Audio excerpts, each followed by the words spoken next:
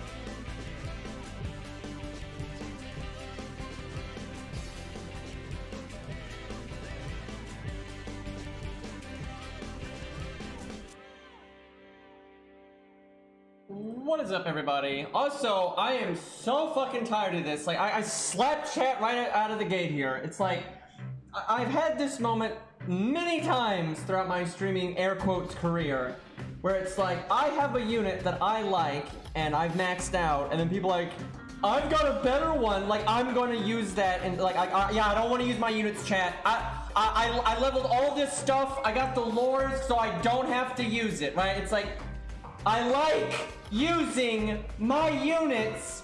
Thank you, God. Ugh. Anyway, so we have a few account reviews today. Less than normal because I'm lazy. You have no idea how behind I am today, right? I was like, I'm gonna stream early today. If you haven't noticed, I'm streaming late today, and that's because everything went wrong, and then when I wanted to stream, I was like, oh fuck, I don't have any account reviews yet.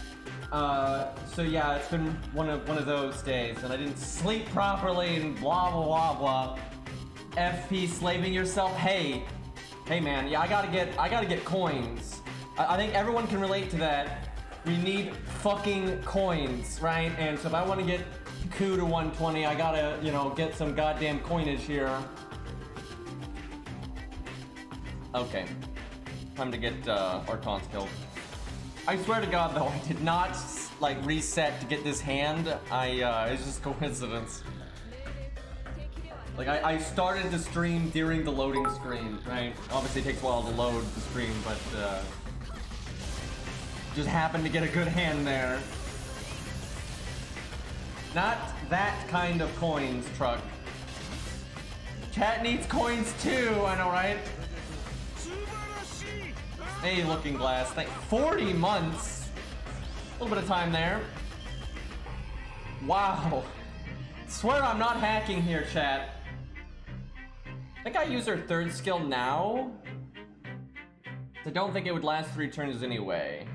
I think that's right. This is the exact same cards as last time. It's the same command codes and everything.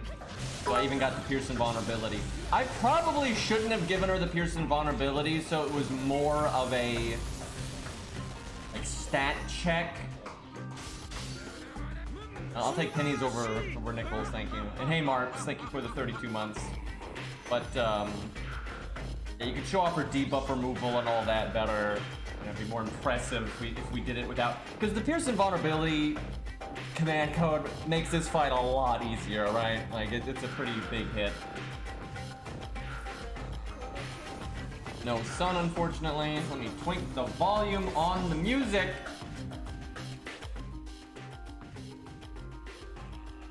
All right, see if that's better.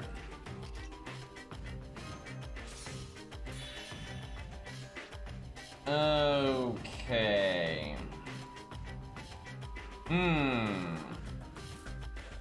I guess I shouldn't have cast my second skill. That was wrong. I'm whiffing 2 turns of healing. That doesn't make any sense. It's not worth the damage. And he didn't even have any buffs I wanted to remove. That wasn't good at all. The only good thing about it is getting the cooldown reduction right away. Actually, I'm only whipping a turn of healing, but still. Okay, look at him just buster critting me as his first action. Okay, so this is an interesting interaction that I'm pretty sure I know how this is gonna work. So command codes are applied before damage for the most part. There's probably a few random exceptions, but generally command codes actually take effect before the damage is calculated. Her Burgist's second skill, the buff removal, is actually done after damage. So I think when I do the Pierce Invulnerability attack, that will go through the evade, and then the evade will wear off, and then the buff removal will be calculated, and it will remove the defense buff. Now, that means the first hit will still have its damage lowered by the defense up, but the nightmare is if like the turn order doesn't work the way I think it does, and you Pierce Invulnerability the evade, and it would have been removed anyway from just the attack, right? Having pinged off an attack, it would go away. But then the buff removal tries to remove it even though it would be removed anyway, and then you don't remove the defense down. But I don't think it'll do that. I'm pretty sure it will get the defense down here. But let's find out. Guess I do this number.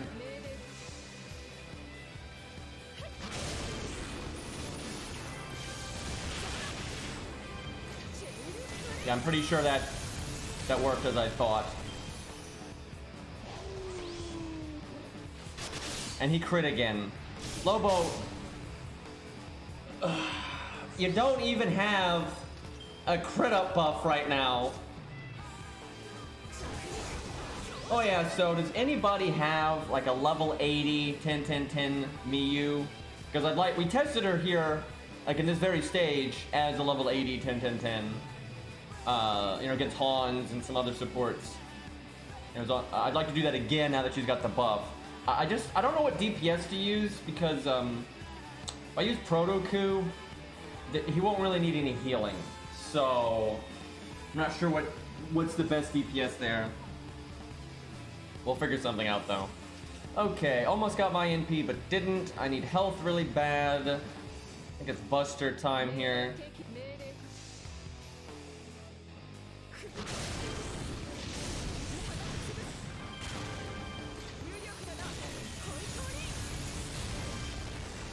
So, I don't need my NP to break, but cooldown reduction is good.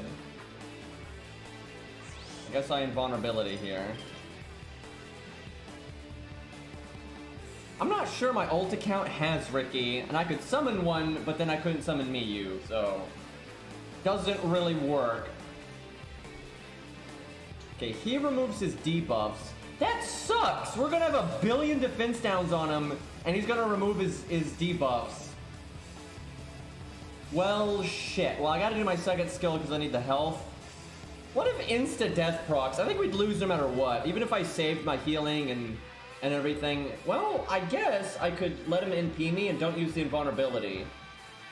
And the next turn... Is that right? Does that remove risk? Because if I invulnerability and he insta-deaths me, I'm dead, right? Like, that's just such a value hit, it's over. Where if I do nothing, and I just let the guts take it, and then I cast invulnerability next turn, I can double heal up, do the third skill and everything. The bad thing about that is I waste my NP, the cooldown reduction goes to waste. It's also potentially too slow. So I think we gotta hope that the game is not a shit and he just doesn't insta-death forehead. Do I use my third skill? I'll whiff the battery, but I'll get ahead on the cooldown. I'd whiff one turn of the battery. Okay, well I definitely cast this. I almost want to NP here. It's super fucking pointless to do that though, outside of the cooldown reduction. I think I cast the third skill. Dude, if he insta-kills me, oh my god, it's super over.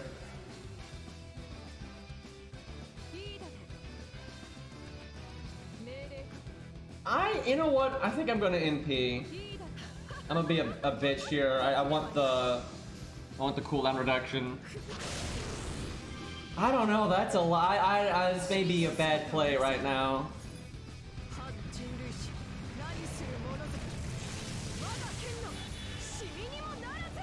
Alright, just don't insta-death me, and this gamble was so worth it. And if you insta-death me, I lose the stage. So, the odds of insta-deathing, though, I know this having done this fight with many units, his chances of insta-deathing you are not very good. Because his proc rate's not that high, and then you have your death resist. So, unless you're using a unit with terrible death resist, I mean, even then it's not that high, but, okay, we're good. That'd have been great if I said that, and then I got insta-death.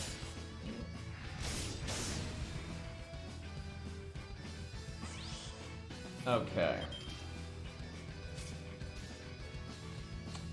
I could NP again next turn. That's probably worth it. I don't think I do the Pierce invulnerability though. I think I do the heal boost. I think it's more important than a little bit of damage. And hey, Say. Feels bad, Say. Were you doing CCC? Bad luck right there. And what's really fucked up, Say, is that's quite unlucky because the AI version of Ku is a scrub and has not done his strengthening quest. So he has the lower death rate, because when they buffed Ku's NP, they boosted its kill rate. But the NPC version hasn't done that, so he's got the old lower kill rate. So that you're just very unlucky there. Nothing like some RNG to liven up your day. Do I want heal boost? Yeah, living is good. Wait, did that not work the way I thought it did? Wait, what was the buff order there? Because we did not get rid of the defense down there. That's not good. Uh-oh. Lobo, please. Insta-death is only a fun mechanic when it's like in a challenge quest that's really designed with it happening at a reliable time.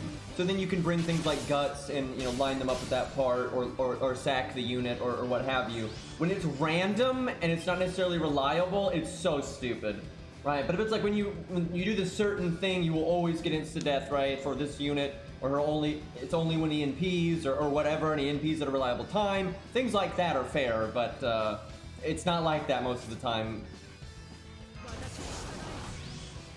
Like, they might have a unit where the insta-death only on their NP, but it's random, but they NP often, right? So then that's just bullshit. Okay, I don't have buff removal here. I get it next turn. I wish my heal was off cooldown right now. A little worried I'm going to explode here.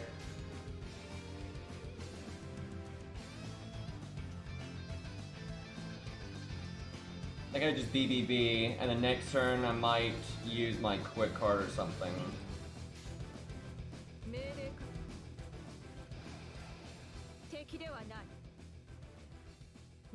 This is not a good turn to not have my second skill because he's got his crit up and the defense buff.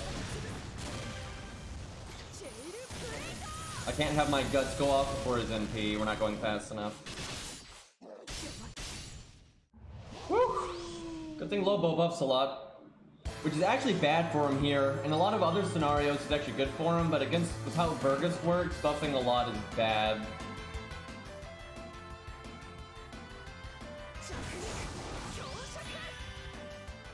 Now, I could go for the NP.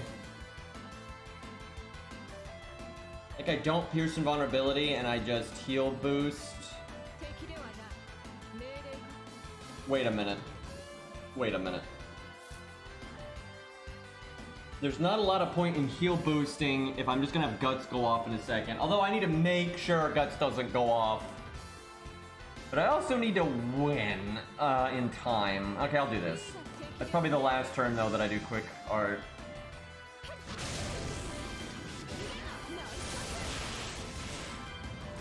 So that should be enough health, but there's no way I'm dying this turn. And then I get my defense buff. He had a triple attack, though. Hey, was it Hell Flakes? Hella Flakes? Something like that. Thank you for the sub, dude. Okay. Do this, and I don't think we need the heal boost, so we'll go for the higher crit rate. I think I may have been going a little too slow with my DPS. I might die after the NP. I need to like win on that turn, but I'm not sure I'm going fast enough. Yeah, when it comes to normal health, like, she's about as resilient as it gets. Her weakness is just really hard-hitting NPs. Now, sometimes she can deal with... Oh, fuck! I should have given her the defense removal command code.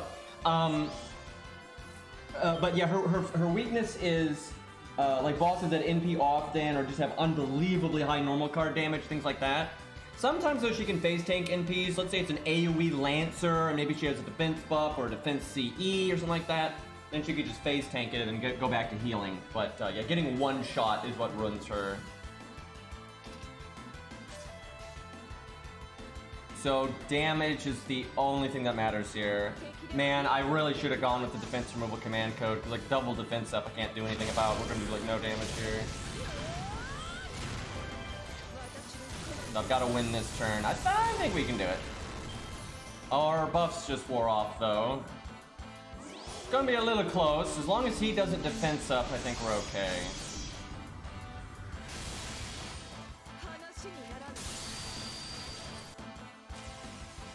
Yeah, as of right now, the follow system only works in 1.0, but I bet you at some point they'll extend it to 2.0. Like when 3.0 comes out.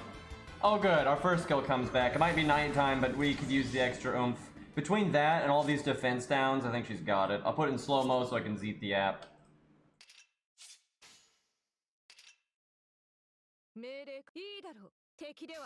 Okay, I was a bit closer than it needed to be. I didn't quite play that perfectly. Oh yeah, she's got it. It's definitely dead to the extra attack from probably before here. No, okay, no, need the extra attack. Yeah, I'll just go ahead and kill it though. I'm pretty sure she can do 3k, guys. 3 of a kind bonus, first card buster bonus. I think she's got it.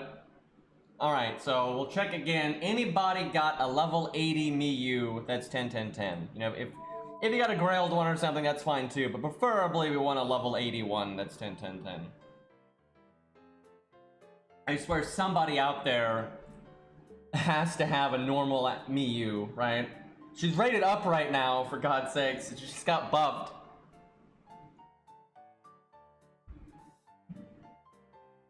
I mean, I can think of a lot of reasons why they limited the follow system like that.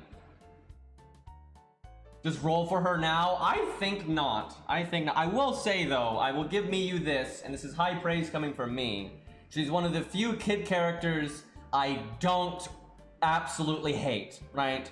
But most of the kid characters in this game, and in other anime or video games or what have you, are shit. But yeah, Miyu is not the worst thing on the planet. I'll at least give her that.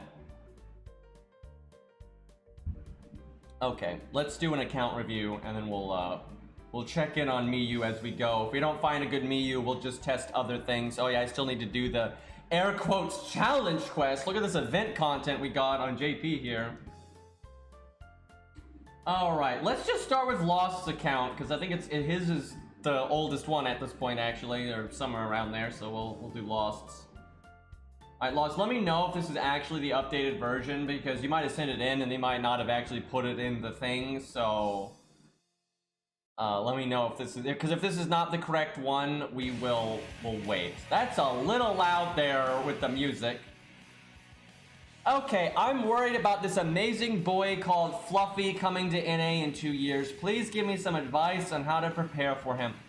Lost, you're full of shit. You already got a JP account where you beat him. You're fine. Fluffy did nothing wrong. That's true, though.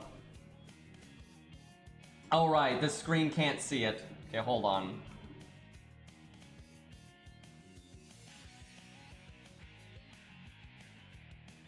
Close enough? There we go.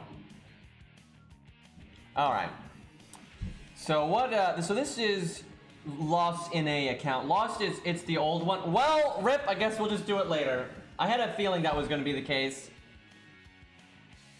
God damn it.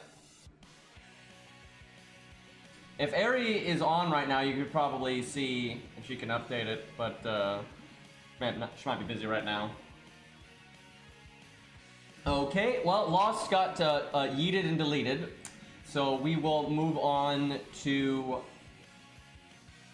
Skate Vodor?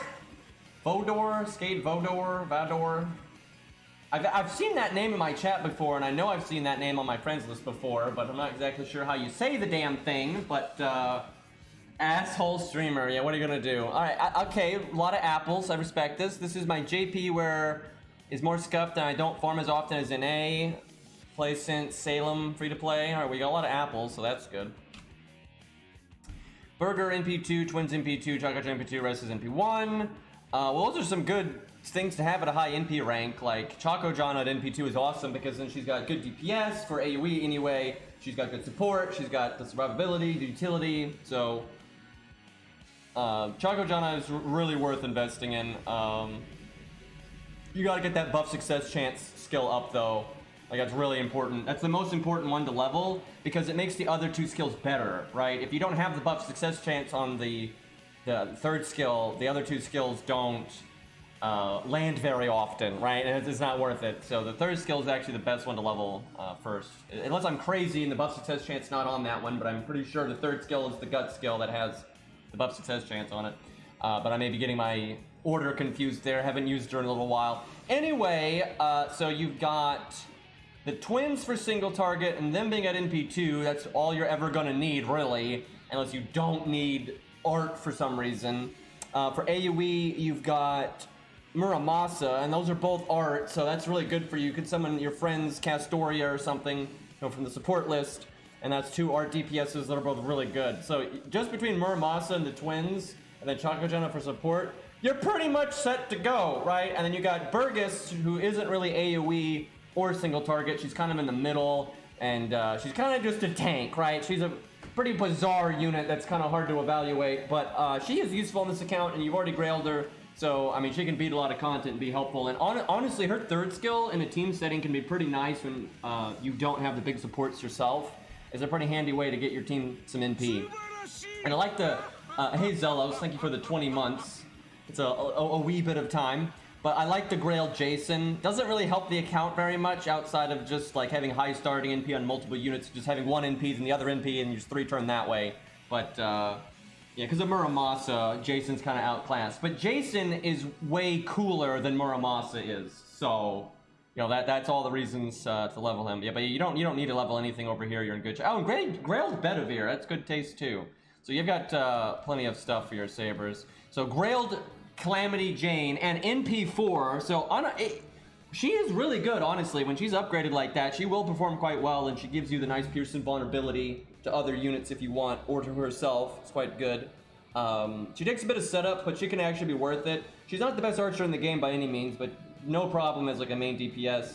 But you're one of 8 fans of Calamity Jane. There's exactly 8 players out there that actually like Calamity Jane. So quite a rare one there. So you've got Juna for AoE and anti-debuff. He's like the best anti-debuff ever, so that's really good. Got to get those skill ranks up a little bit, but you know, he's quite good. You passed the David test, so that's good. You got Robin, so that's good backup single target DPS. So you're looking totally fine on archers. You could level Sith just because Sith and David is such a strong thing to have on an account. Let me look ahead if you have Merlin. If you have Merlin, then I wouldn't really bother. But, okay, you do have Merlin. Why is Merlin's second skill at 1 though? Why is? Oh god. I mean, like if you only use him for farming, you know, fair enough, right? If you're not actually planning on using him for challenge quests, but for challenge quests, it's very good to have his second skill level. That'll save your ass against Fluffy and things like that. But I don't know. You may only use him for farming. I don't know.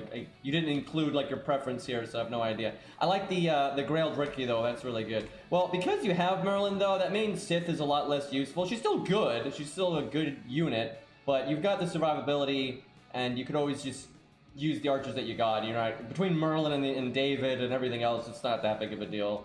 Especially with her being in P1 and then Calamity Jane being in P4, it's not really that. I don't think it's that important to level Sith unless you like Sith. I don't think you'd regret it if you leveled her, but I don't think the account needs it at all, really. All right, so all in P1. Well, that's a big oof. It's good that you have Ku then, because he's obviously going to be in P5 and he's Grailed, so. And 10-10-10, this guy knows what he's doing. Best account we've seen today, 10 out of 10.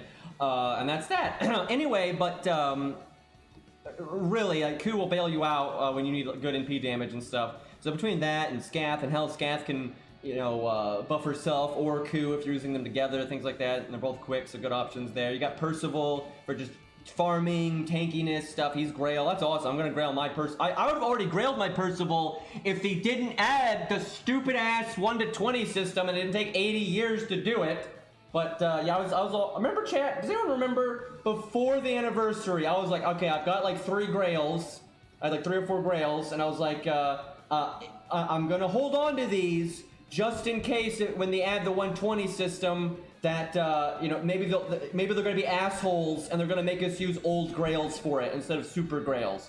I was like, yeah, but, you know, they're probably going to use Super Grails for it, so, you know, I'll use Super Grails on Ku, and then I'll give 2 Grails to Percival. But, yeah, no, you got to use old Grails because they fucking hate us. Yeah, not the best. But so Romulus maxed out, good. That's really good for farming. Percival's good for farming, so that you're set. Got Percival good for tanking, blah blah blah. So your Lancers are in really good shape. It's unfortunate that all their MP ranks are 1, but Ku will bail you out there, so you're totally fine. Probably level Leonidas though. I don't think very many accounts. Even though you have Percival out, it's still always level taunt walls. You don't have to invest a lot into their skill ranks. If Leonidas isn't gonna be like, oh my god, I just gotta have max Leonidas for this exact challenge quest, wouldn't worry about it. But it would not hurt to just level up Leonidas in case you ever need an extra taunt wall. If taunts, good to level, right? Taunts are very good in this game. Okay, Grailed Ricky. So this guy has obviously good taste. When we have Grailed Ricky, Grailed Ku, Grailed Percival, Grailed Calamity Jane, Grailed Bedivere, Jason, right? Like we have taste here, so that's I approve.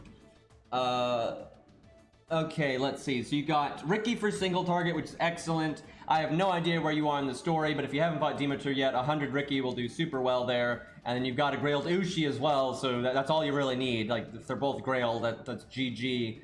You got Reigns as well. You've got George level, that's good. You have Martha? Nope, no Martha. Do you have Alex? I don't even...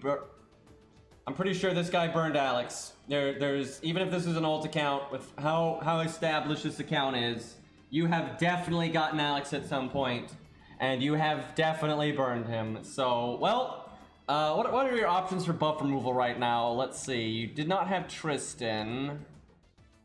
You got Burgess, so that's actually good, because right now your options for buff removal are pretty limited, so Burgess is really good there. Okay, caster. So you have like all the meta casters. You got Merlin, you got Scatty, you got Caster Toria, you've got Miss Crane even, although she's not exactly meta, but you know what I mean. You got Plot Monk for DPS. She's NP1, but still good, and you have shooting, so that's good enough. Hey, look, you have a Miyu, but it is garbage.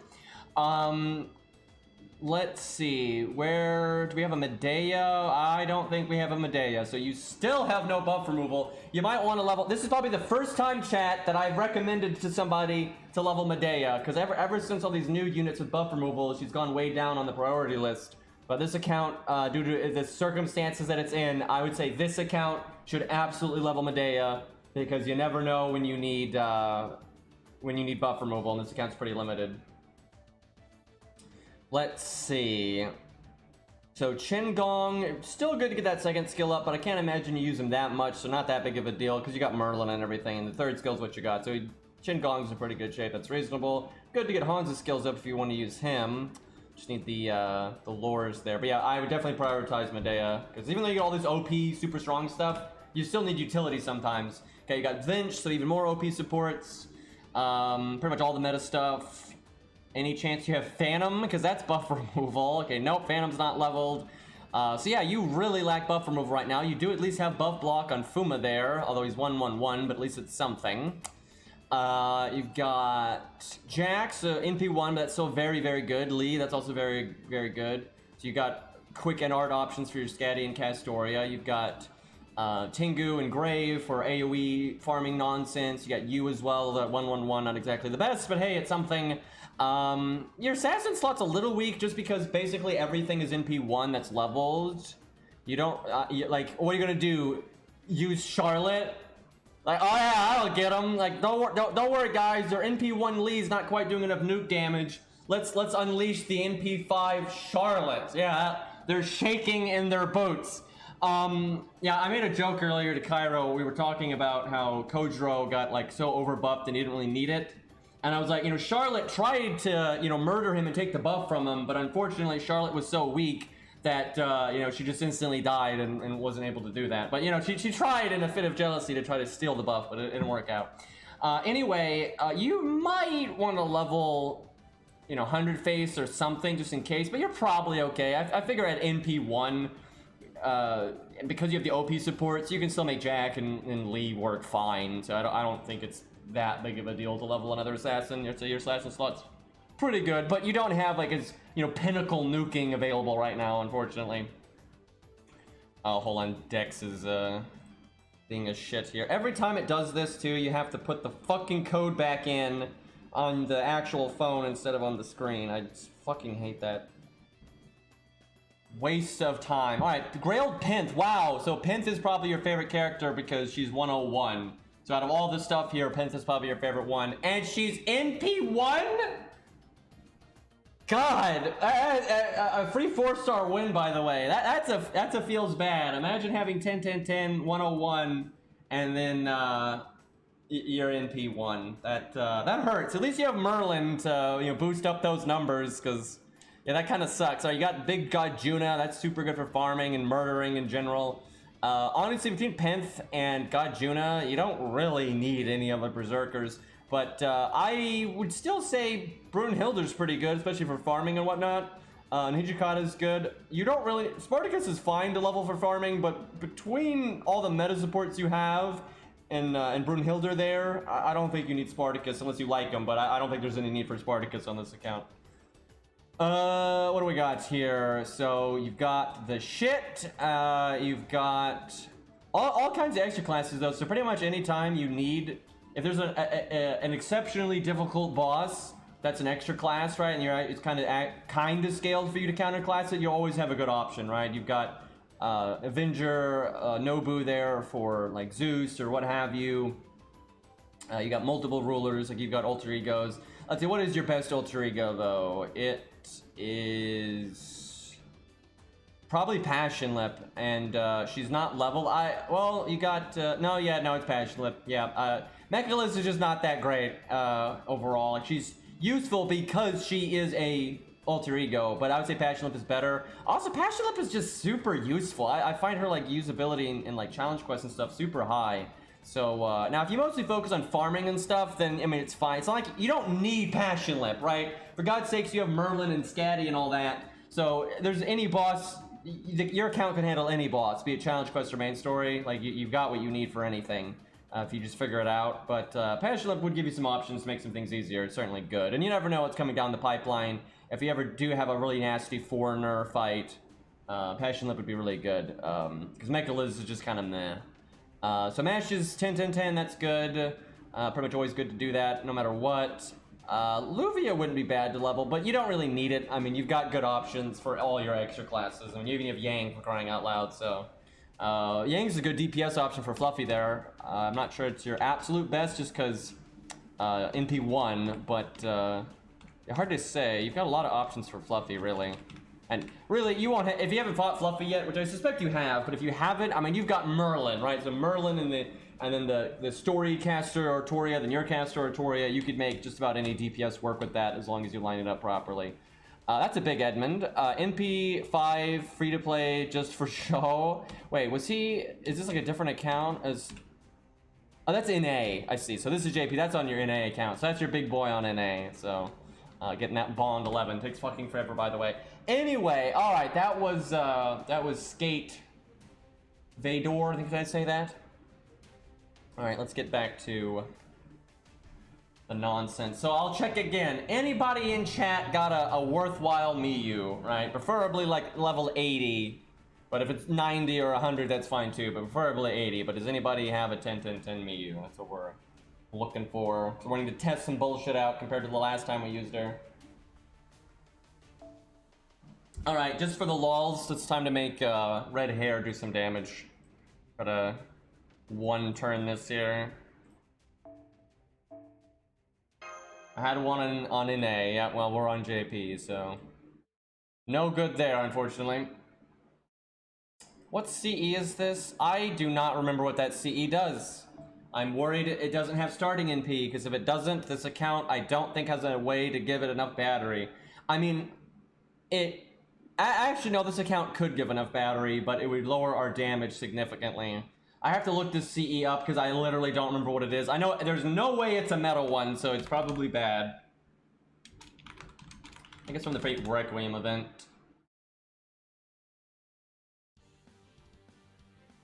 Oh yeah, I gotta put the screen back. It's because we're not on the emulator, we're on Samsung Dex. So it makes doing account reviews a million times more annoying.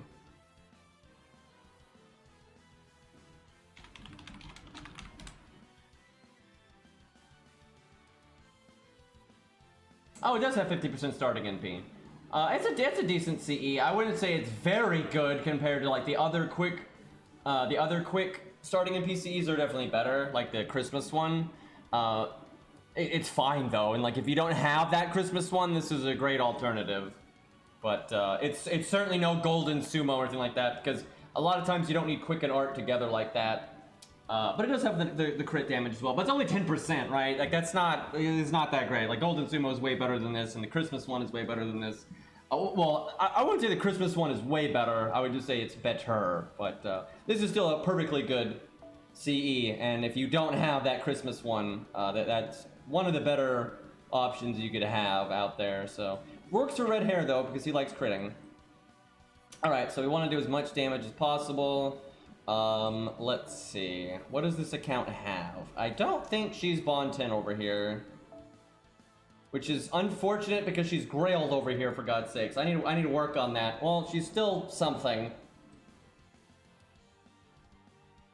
This account is not exactly the most prepared for doing big damage, but I'm sure we'll make something work.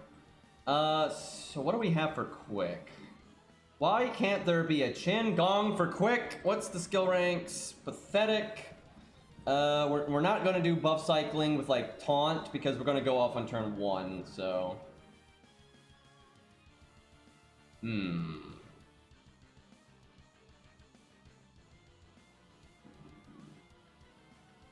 I'm really never accepting friends on any account unless we're, you know, using someone's units or something, because I always am over encumbered. Man, this account's buff options kind of suck. Blood Axe is actually one of our better options here. We've got Stereos, Matahari. It's not so bad for art because of Mozart, but for quick it's pretty bad. I think I'm gonna use actually I think we do Matahari. Wait, no, this account's Matahari's not 10-10-10. Okay, I got it now, I think. And we'll switch out Waver for Atalanta. Is that the... Jesus, that's the best I can do, I think. That's kind of sad. Well, they're definitely gonna die. It's just not gonna be as impressive as we might have liked. I don't think Waver's CE is gonna matter in any way. Actually, I'm not sure this is the best way to do it. Because if Waver NPs, he gives a good bit more damage.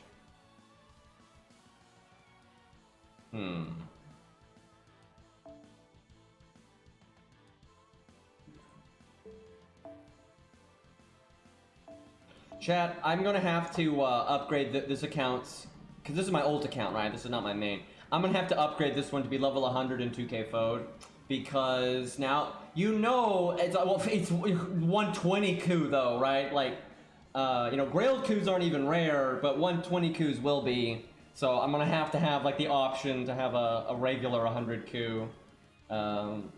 I need like a 90 or an 81 too. A lot of people grail into 90. That's like super common. But he takes hero proofs. So I don't want to level him a quadrillion times, right? Like I might like coup and everything, but hero proof farming is shit. Is Gil like past bond 10? He is, but I haven't actually given him another bond grail. What about Gawain? Okay, he's not there yet. Alright, well, the CEs don't matter, so...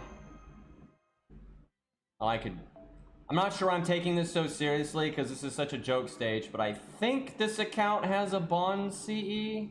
Like a bond up CE? Bond gain up? There we go. Good enough.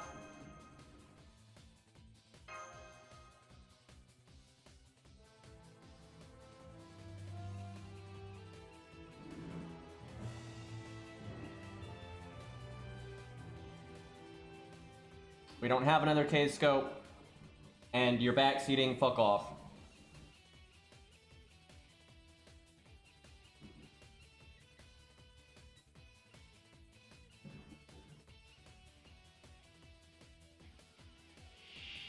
It's amazing how some people like open their mouths and just like garbage comes out of it, and then they're like surprised when it's not well received. It's kind of amazing. Okay. Are we in slow-mo? Oh yeah, we are, because we didn't want to lose the stage.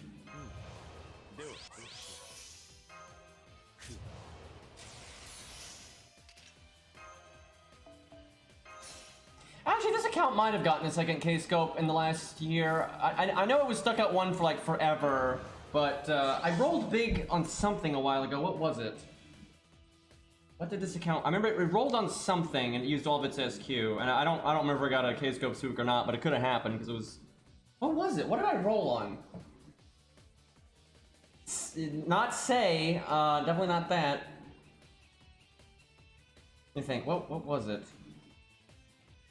This I'm sure. Why can I not remember? I know this account has rolled on something. You rolled on Zeus. I wish. I wish. Man, I got nothing. I know, because I went down to like 0 SQ on this account. I'm gonna... Fujino, that's probably it. Yeah, I remember we rolled for Fuji. I keep forgetting... Now, we didn't roll in Tesla. I would never roll in Tesla on this account, because, you know, I already had him MP1 on the other account. Although, what I might have done... Wasn't he split right up? No, I don't think it was Yangtze. That was the main account. But no, it was Fujino. I remember now. We rolled on Fujino. And we have our MP2 on this account. I just keep forgetting... I keep forgetting that we have MP2 Fujino, so I keep not leveling her. But I also don't play this account, so I don't have a lot of XP on hand anyway. Okay. All this, and it's just like 20k, 50k enemies. Big whoop.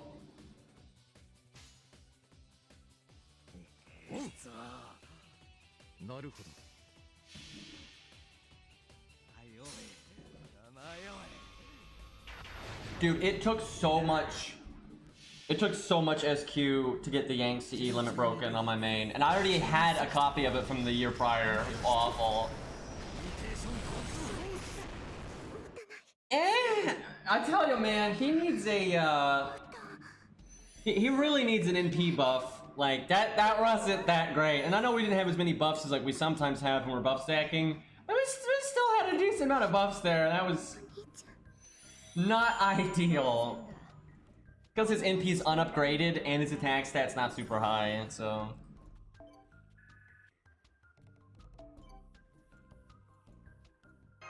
I saw the Chin Gong Fluffy. I don't know if you made that or not, Say, but the Chin Gong Fluffy was pretty great.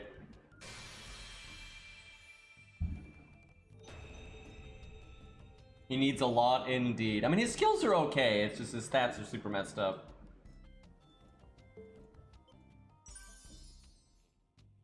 Of course you did, Say. Of course you did. Oh my god. You might want to... I don't know if it's possible because of his eye shape, but if you can make the hands bigger, it'll be easier to see on Discord. Like if you have to post the small version, right? But I don't know if you can actually do that, but that might make it a bit more visible.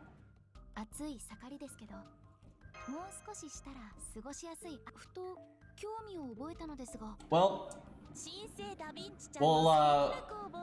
doesn't really look like anybody has a regular Miyu, so we can't test her right now.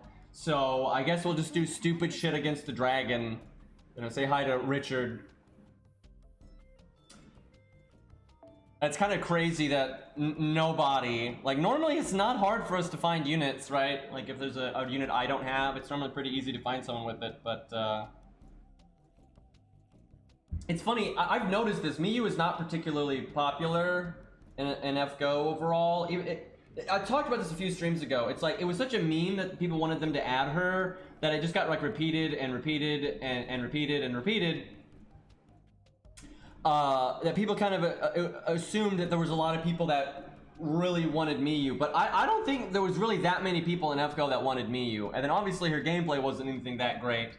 But you know, now that they buffed her, she's still not popular. Like I do not think Miyu is popular. It's just one of those things that became a meme, and so people, you're not going to say anything if you don't want Miyu, but a lot of people will repeat that meme, and so it made people think that she was crazy popular. But I don't think she was crazy popular. I don't think she was like, you know, the most hated character or anything, but I think she was pretty whatever.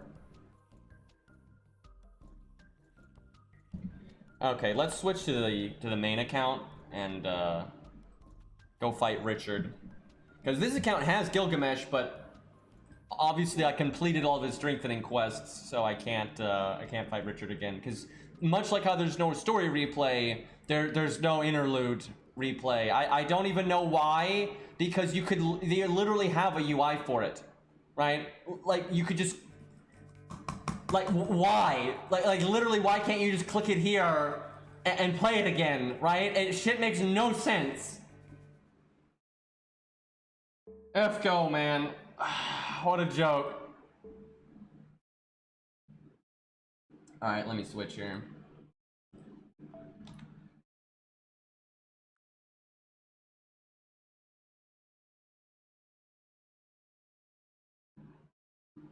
The thing is, people were talking about Miyu getting added long before that movie was even a thing. That was just... It was such a thing like years and years and years ago. Like, oh, you have to ever redo, rerun Ilya, they're obviously gonna read at Miyu.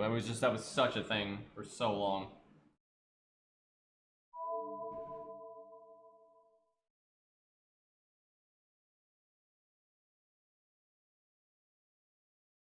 That does not surprise me that Miyu could win there, though, because, supports like that are just really favored there. Because, like, if you can out survivability the damage that the dragon does, it's easy to live forever because his NP is so slow.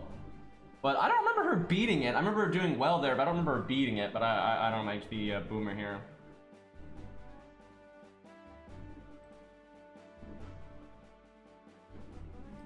She could definitely do it now though, because her healing is better and she doesn't hurt herself anymore. So anyone with an NP like that can generally beat the dragon. So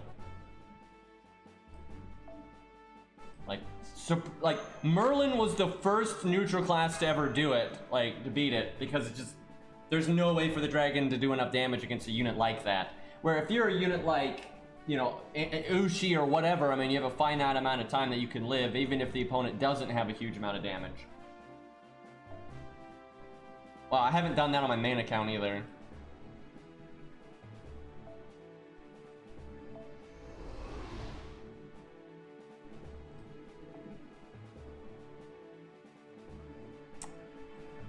Well, that's a rice man. Whoops! Did not mean to do that. Let me just resize that a little bit.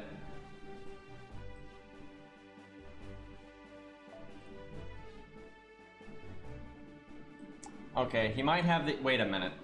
Sir, why does he have the Yang CE, but you have no burn command code? What are we doing here? You're 104, Yang CE, full command codes, 10, 10, 10, but none of them apply burn. What, I'm doing fluffy? Well, then changes CE. Oh, look at the, almost 2K foe, though. Like, give him, you know, golden sumo or something.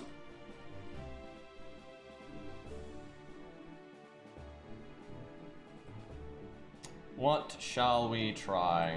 That's a big Brunhilde right there. I'm too lazy. Look, it's changing command codes is a pain in the butt, right? Like, it really is. But changing CEs is not. So you get no sympathy from me. Also, my friends fight for me, not the other way around.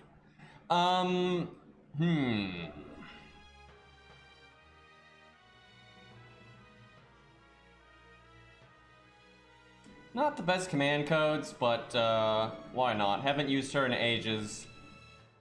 I like how she has the UCE, and it's actually good for her. So often that doesn't happen.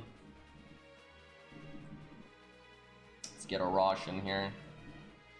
So I said I was gonna play a bonus stream today, but the game that I was gonna play isn't actually out yet. It's out in a few hours, apparently. So, probably have to do that tomorrow. She definitely wants Atlas. No question there. Stream until it comes out? Yeah, I don't think so. Too tired for that, man. Dude, I have this sleeping disorder that this sounds so metal, but it's not. But it's called head exploding syndrome. I don't know who named it. Like, whoever named it is like a troll. But it's such a ridiculous name, but it's not. It doesn't have anything to do with heads exploding. But basically what it is, it's actually, apparently it's really rare, so lucky me. But when you're trying to sleep sometimes, especially if you wake up mid-sleep, I don't know how to describe, it's actually terrifying, I'm not gonna lie. I hate it. It's very disruptive.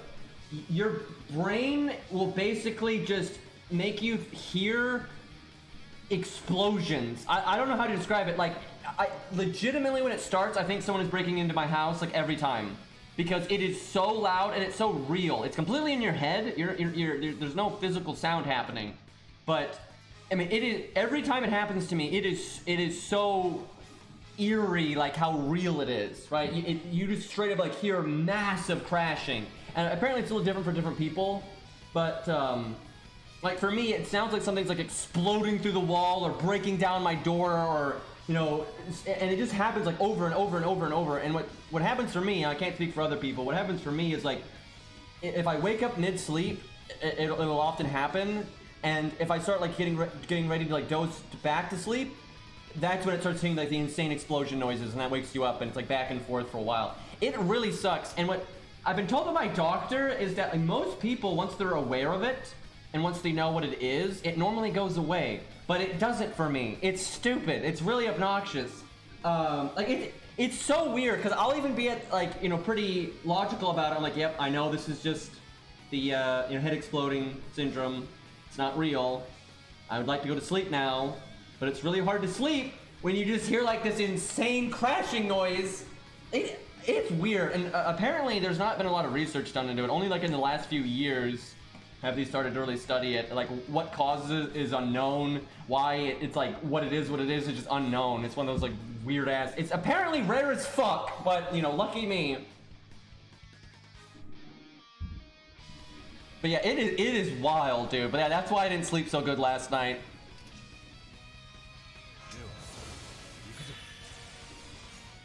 Okay. Thankfully, though, the breathing issues I've been having are getting better. Like they're really getting better, and I'm gonna start taking allergy shots and everything. So, and that'll take a long time to add up, but I think in a year or so, I think the breathing issues will finally be behind me. So, looking forward to that. I still might have to get a surgery just because my airways are so small, but we'll see.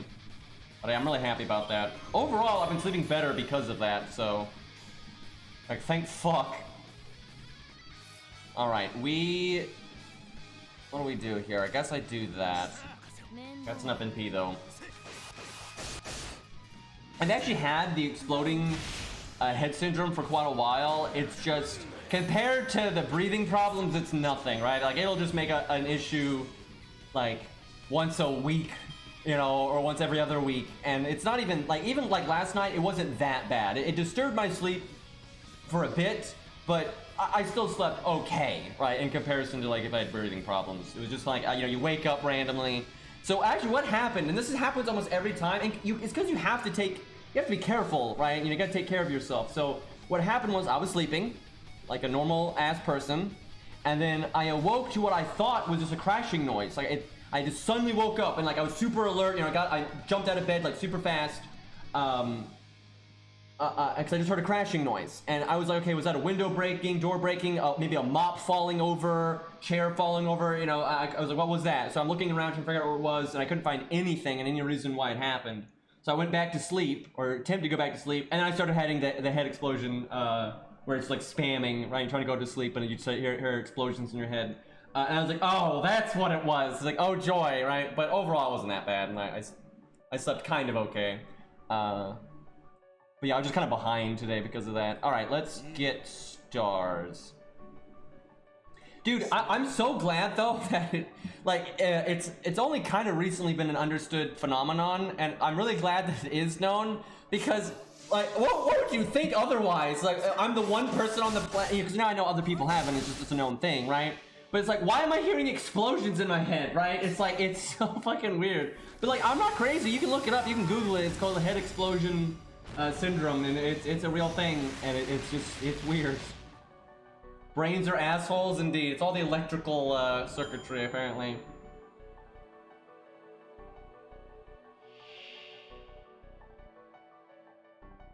Yeah, it actually took me a while to take it seriously, just because it's like what is that, right? Like, it's so whack. All right, I need to look at her skills real quick and make sure I don't fuck this up. I'm pretty sure it's her second skill that has the debuff removal resistance, which is legitimately really good. She is so much better since her buff. Like, I think she's really slept on, like, because she was pretty blah when she first came out, because like her whole gimmick didn't work, because her whole thing was she has skills that are low impact in the short term but high impact in the long term, and then she was about repeat NPing, but if she NP'd twice, she would lose her buffs. So she didn't get the long-term value out of them, right? It was very stupid, right? Honestly, like, she was really broken like that. But when they added the upgrade to her second skill, with her debuff removal lasting 3 turns, I mean, it's just so much better. And then also, her other problem was her attack stat was low, where now she gives herself a nice big attack up for a long time. So she is so much better off. I actually think she has very fun gameplay. I actually wish I had her, because I just think she's a really fun AoE assassin. I think gameplay-wise, she's one of the funner ones in both team play and in solo. Like, I think her in team play, it's awesome, because it's really easy to get value out of her stuff. Like, because she'll have her own little heal, and you might get healing from Hans or Merlin or whatever, right? So it's really easy for her to be like, have good survivability in terms of just keeping her health up. And then the support can deal with the NP damage coming your way and stuff like that. And then she has utility with the drain and the quick charge and everything. Like, so she's good. I think she's really good. She can remove debuffs. It's armor ignore. Right, a lot of good stuff. So she has this 30% attack up now. That lasts 3 turns. Then when it wears off, you can cast it again. So basically 6 turns if you do Atlas. And then every time she NPs, she gives herself a 50% buster up. So that's an 80% damage up, which really does a good job of offsetting the fact that she has a low attack stat. So it works quite well for her. Do I Buster? I think I do.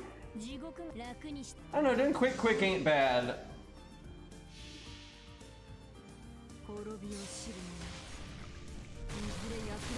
By the way, stage 1 U is best stage.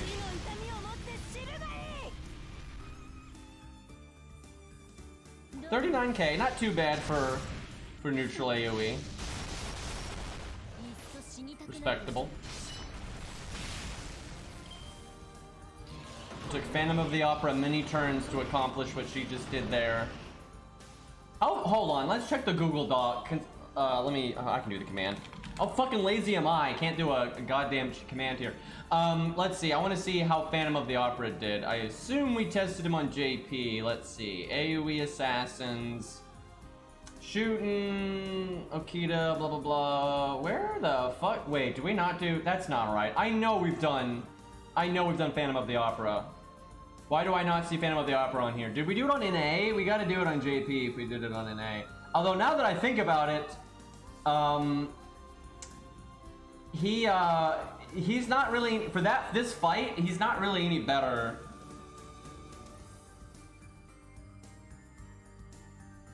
Let's see, I'll check NA here. NA we did Cleo, Shooting, Gray.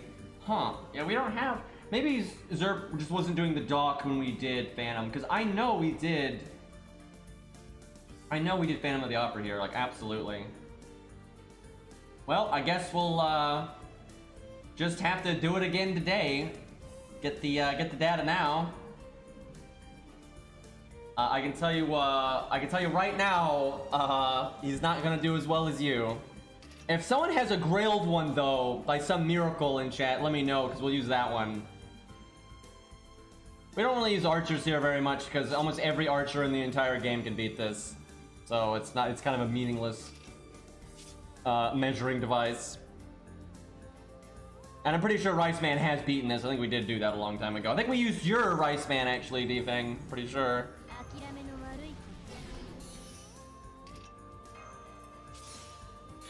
Okay, I actually want NP gain now. Yeah, we've got the heal boost command code, so let's just go full NP gain.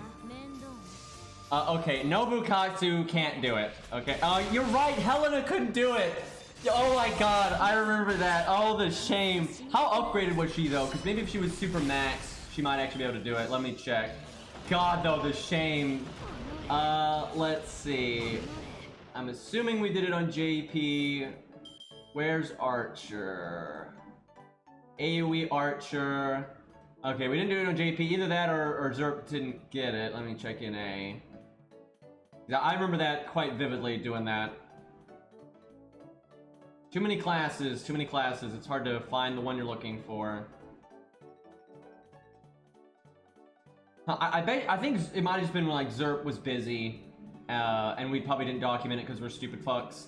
Because, yeah, I don't think we have it yet. But I remember doing it with her, and not even that long ago. It's on NA? I don't see any AoE archers on NA though. Am I crazy? I see ST, oh there it is. No, that's still JP. I don't see AoE archer. There we go. Okay, I got it. She made it to... Wow, that's pathetic. She made it to 500k. She made it to 500k. That is absolutely pathetic. Let's see though. She was level 80 NP2. So there's 10, but there's huge room for improvement. What's crazy though is even if she was level 100 NP5, I don't know if that makes it for 500k. Now, if she was neutral, it wouldn't, right? There's no way going from 80 to 100 at neutral would give you that much of a performance boost. But because she's counterclassing, each point of health is doubly effective. Each point of attack is doubly effective, right? So she might be able to do it.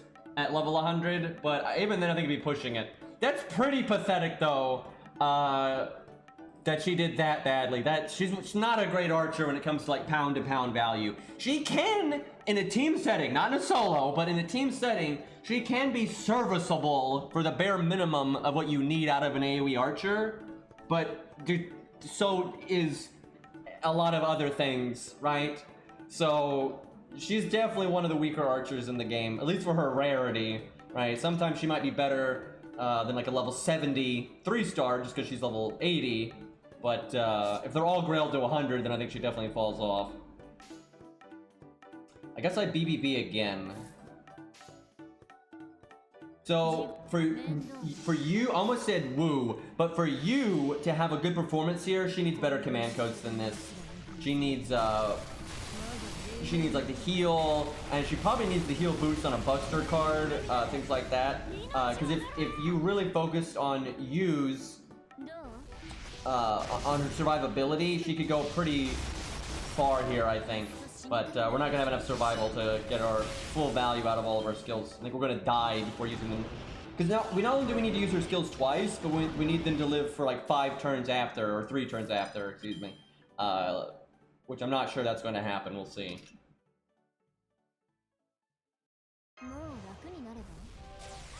Actually, I am not sure I should have even cast that there, but we'll see. Definitely go for NP gain then, and I get the heal boost again, which is a big help.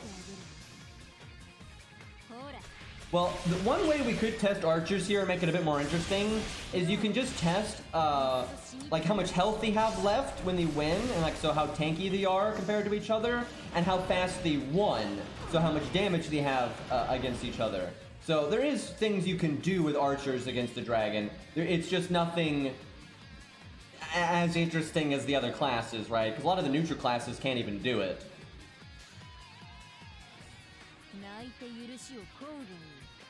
Yeah, you really want to do the heal boost every single turn. I'm going to do it here because we're kind of on death's door. Yeah, I know. Well, if I remember correctly, I haven't watched any of the Rush Hour movies in a very long time, but if I remember correctly, they did the whole U thing in every single movie. It just changed to a certain extent. Like, it was escalating each movie or something.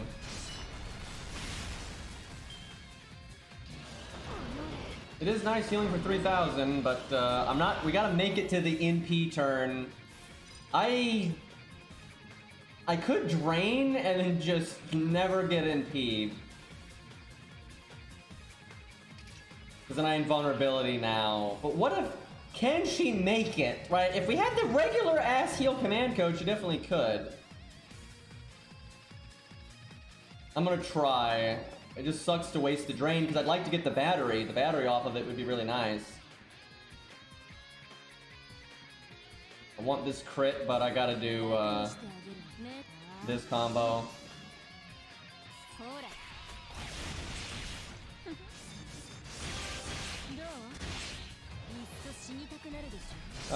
Crap, I don't think we're gonna, well, alright, she is the 10%. Why you gotta crit me like that? No! What an asshole! We still had her invulnerability. Don't write that one down, Zerp. Don't write that one down. Don't. Although she's probably already on there, isn't she? She's probably did better than that. Good God. We need to rectify that. That was awful. Let me check. Is she already on there? If she's already on there, we can just see how she did. Let's see. I know we've tested her in the past, but that might have been a long time ago. Okay, it looks like. What do we got? We got. Where I'm so bad. There we go. There it is. So we even tested. Man, we've tested some. Oh right, I remember now. We did like a stream where we just tested like a bunch of assassins out. I remember that. So she did. I literally closed it. Excuse me. She got to 324k. What the fuck? That's so much better than what we just did. So she was level 100, which we were just level 100. She was 10, 10, 10. She's 1.5. K-Fode, and she was using a shitty C. Oh, it's the Yang CE. I was like, I saw level 26, but that's why that's why she did so well. She had the Yang CE. It'd actually be worth seeing though how far she can get without the Yang CE then, She could probably made it to maybe 500k or something. Okay. I'm trying to think if we do Phantom, then I am interested to see how she can do. I'm gonna see if she's up again. If she's up again, we'll give her one more go, because that was pretty abysmal there.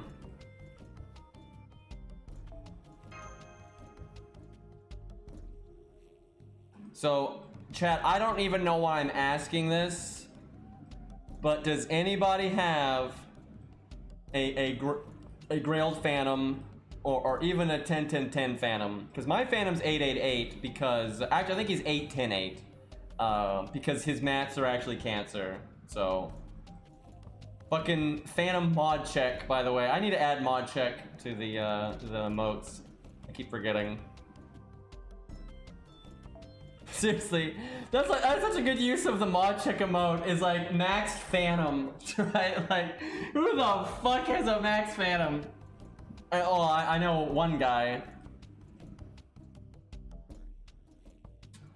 Okay, well, I guess we're using my Phantom, and you is gone, unfortunately. Let's look at our skill ranks on Phantom.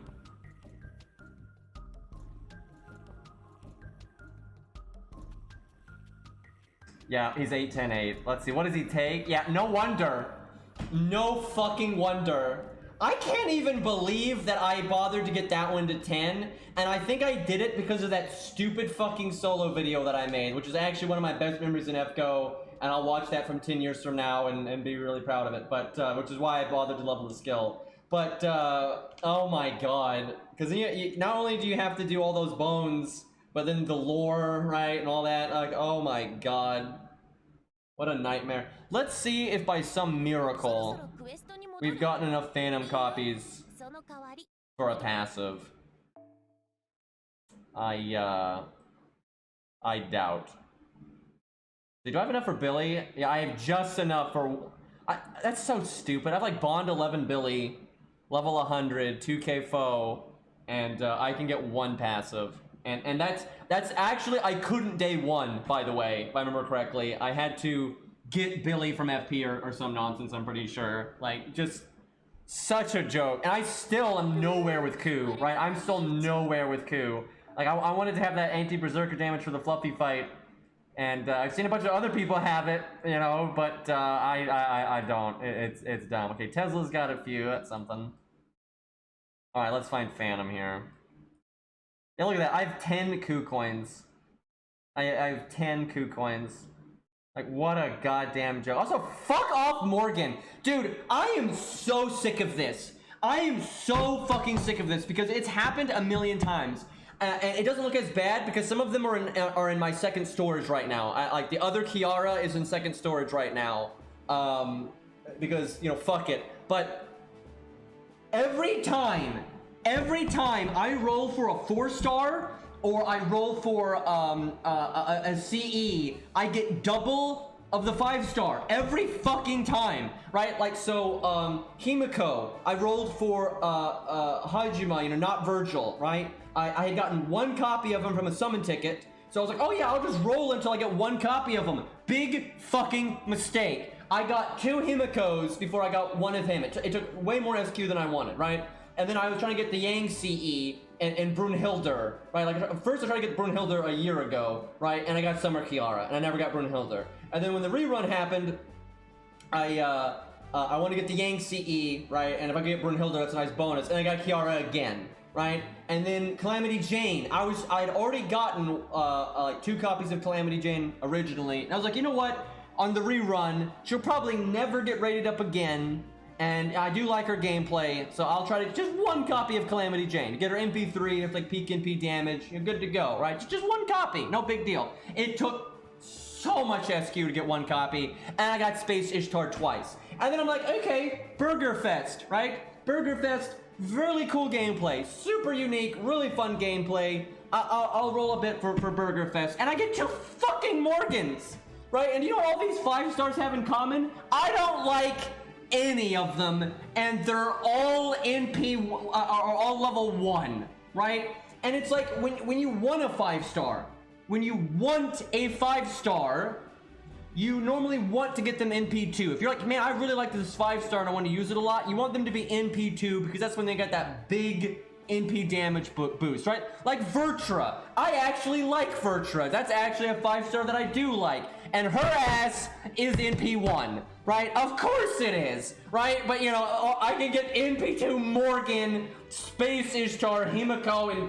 fucking Kiara, which I'm never using any of those, right? I'm never using any of those. It's so stupid. But Vertra, nope, couldn't possibly get NP2 of that. That's asking for too much here.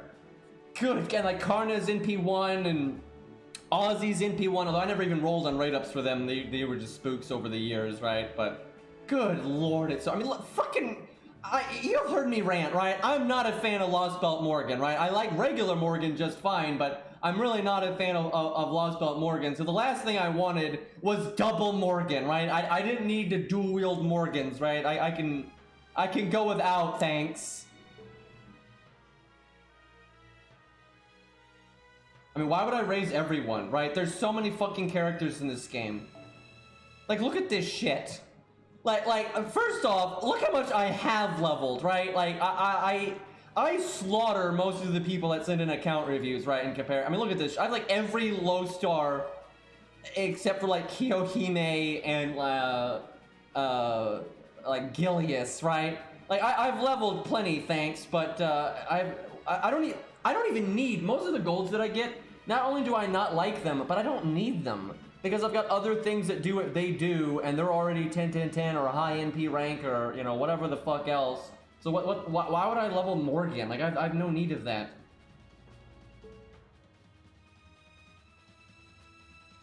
Okay, let's give Phantom of the Opera command codes. Gotta have him do his best. Oh wait, we didn't even do what we were there to check. We wanted to look if he could get a passive, which he probably can't, but you never know. I've got a couple of bronzes that were getting really close to being able to unlock a passive, and actually I think a couple of them I did unlock a passive. God, look at the 3-stars though. Look how bad off they are right now. Like 85, 70, 55 on Deermid, right? Oh my god, it's just awful. The only 3-star that I've gotten anything done on is Q, but even he have barely done anything, and it's just because he's Bond 14. That's the only reason he got that far. Alright, where's Ben K at 103? He's of course that's getting places. Phantom is at 97, so he's not that close really. Asterios is actually one that gets a lot out of his passive, because then you can NP with just regular K-scope without needing the help of any other unit, and that's really good. Fucking Nobukatsu at 25. Good luck with that one. You know, someone out there is doing it. Yeah, I would happily trade my Morgan coins for Ku coins. Like, that is the easiest trade on the planet. And what's cool is if they actually had a trade system, I could be a real piece of shit about it, and I could find, like, the whalest whale that ever whaled that had 1 billion Qs, and I could, because Morgan is, you know, premium, I could probably get so many Ku coins for the amount of Morgan coins that I have, right? Although honestly, I would probably just do it with chat because yeah, you gotta help people out. But if I wanted to, I could get so many Ku coins from that. I'll probably level Rama at some point because I just like Rama. The thing is, I do like Rama, but I'm always really pushed on Saber Gems, and I have friends that have max Ramas that are high NP ranks and all that kind of stuff. So I don't really ever feel like I need to level my own, and it's not like gameplay-wise he's anything spectacular. So hopefully he gets another buff.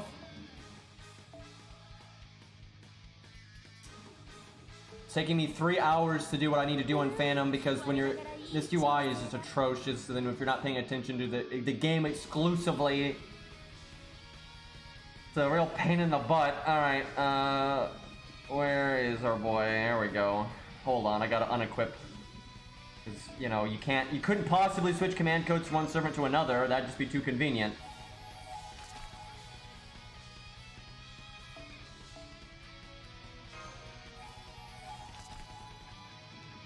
I'm so mad that they're wasting development time on PvP.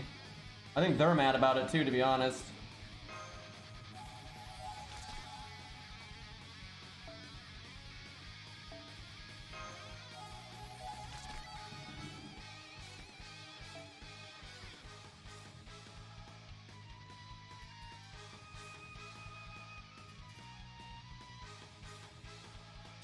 Alright, let me think. We definitely need the heal boost and the heal. Question is on what cards.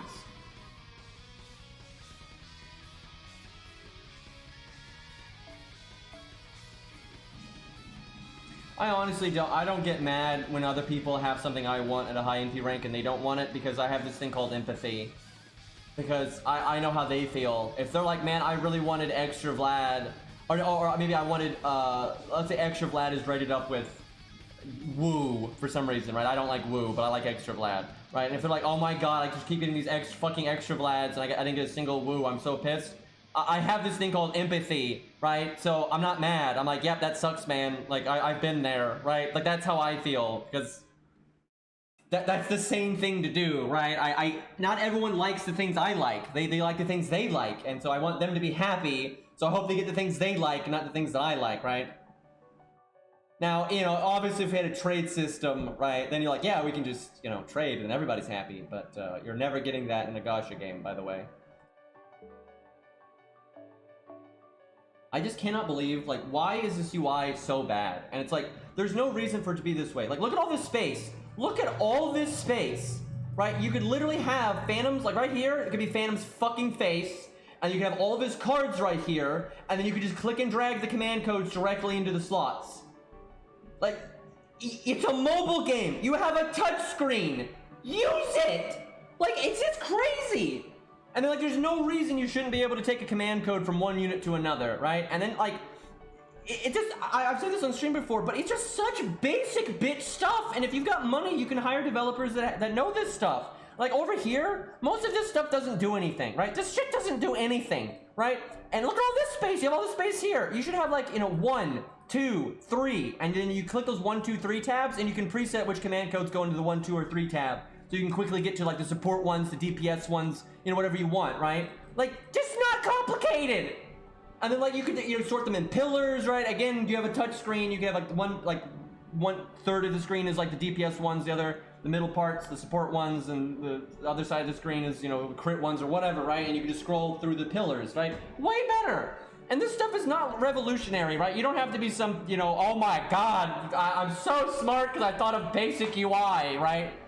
And this is the updated Unity engines, and it can completely handle everything I just said. So there's no reason for them not to have it, stuff like that. There's no reason for the UI to be dog shit, right? When you have this much money, they just made 3 billion yen in a month, right? And this is the UI, right? It's like they just made that much money. And let's be clear here. It's not like that's the first time FGO's made some super profits, right? You know, FGO has made a lot of money at a lot of, you know, varying points throughout its life. And it's like, but what did they do with that money? They made Sakura Wars, and they shut it down in 6 months. That's what they did with that money. Like, I'm not even kidding. That's what they did with that money. It's just, like, why would you not put it into the game and make the game better, right? Like, that just seems like the obvious ass thing to do. I hope they learned their lesson because Sakura Wars crashed and burned so hard, but I don't know, man. The fact that they even thought that that was a good idea, I just find so mind-blowing. Like, I would have told them for free, right? Like, if they sent me that idea as a concept, right? And they were just like, you know, we're gonna have, like, day one FGO systems, you know, they see the gameplay, what it is, the graphics, and then the IP. It's like, a monkey could have told them that that was gonna fail, right? Like a monkey could have told them that that game was gonna fail. Like you made a gacha game designed after what gacha games were like 10 years ago, and you made it in a very unpopular, unknown IP.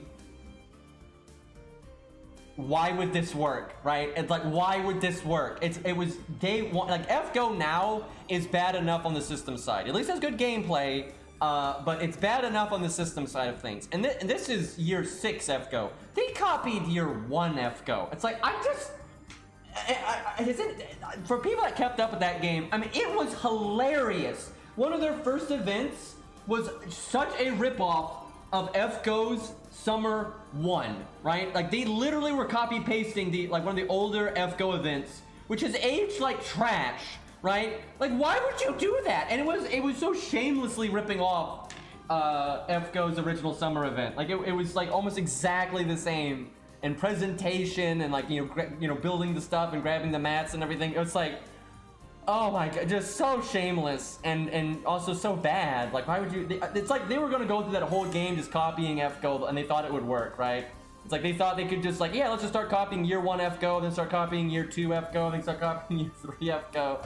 Like, that was gonna work. Like, Jesus Christ. Aged like fine milk, indeed. All right, I'll go with, I guess, some more stars. Pretty good. Oh, the music is looping, and it always is, because YouTube is a joke.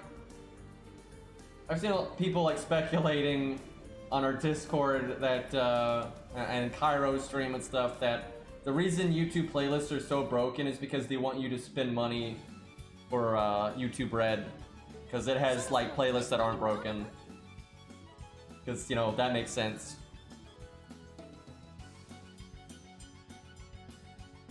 It is shocking to me that FGO has never invested into things like a boss rush mode or a challenge tower or a new game plus or just story replay. It's shocking. I mean, it's such a standard thing to do, and it would be such a handy thing to fall back on when FGO has no content that I don't understand why they haven't done it. Right? Imagine if they just made a game mode or two, a permanent game mode or two to add to FGO instead of making Sakura Wars. Right? Wouldn't that have been swell?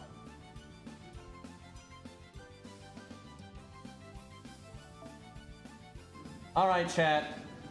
It's time for embarrassment. Not only are we at class neutral, we are AoE instead of single target. And we are level 65. And we're Phantom of the fucking Opera. So, yeah, I don't think this is gonna go really well. I don't think I bring Atlas. Yeah, get those skill cooldowns back faster for all that amazing value we're gonna get out of our skills there.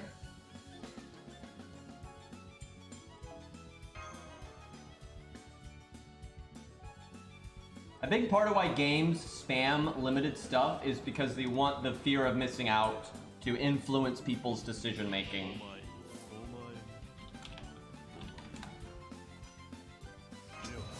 And it works a lot of the time, by the way.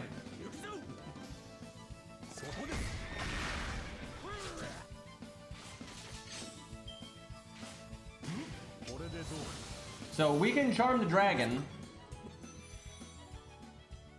because Phantom's buff made it so you don't need the enemy to have a gender to land his charm. Okay, I'll get my NP no matter what, so stars it is. Make stars now, so maybe I crit and make stars next turn, like even more stars. Try to keep this mob alive, though. Hey, nah. I think we've tried hide, and he didn't do as bad as you might think, but he didn't, and it's mainly because of the heal. His self-heal was kind of handy, but I don't think he did super well, but I think he's on there. Do I go ahead and cast our first? I guess. Gotta crit sometime. Do I throw out the heal? It's the only quick card we have. I get a free turn off the cooldown, so it's on a 2-turn cooldown. The first turn I don't need a heal, so it's like a 1-turn cooldown. But then when I first need a heal, it won't be available. I don't think I do. I don't think I use it. It's a shame I couldn't have used it earlier, because then it would already be on cooldown and it would come back when I need it. That would have been awesome. Well, the Buster Brave chain from Mirage that will never finish.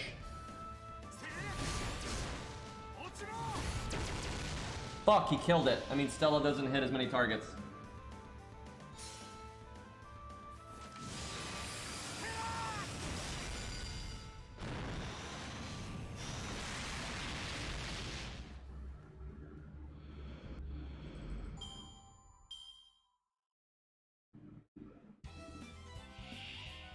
Okay. Do I charm right away because of my defense down? I would say yes. I don't see any negative to doing that. Okay, we want the heal boost, but we don't want the heal.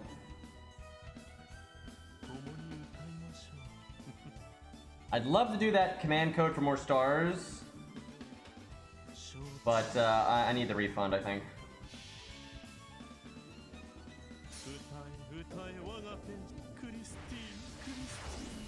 19K. I mean, it could be worse.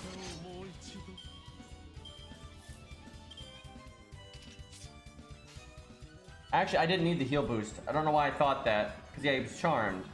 I need the heal boost now. Come on, 70% crit. Let's go. Yes. Damage.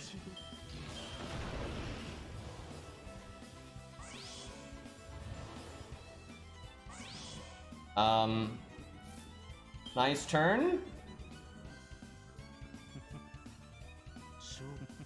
Man, his NP regain could be better. Could be worse. Why you gotta crit me? Look how much our max health is so low, dude. That one hit is that much. I kind of need to use the heal right now, even though I wanted to use the heal boost on it. I think we gotta look. We gotta make the big plays. We gotta not die this turn and then heal boost it. We gotta be greedy, chat. He's so bad. There's no middle ground here. Hey, Persona.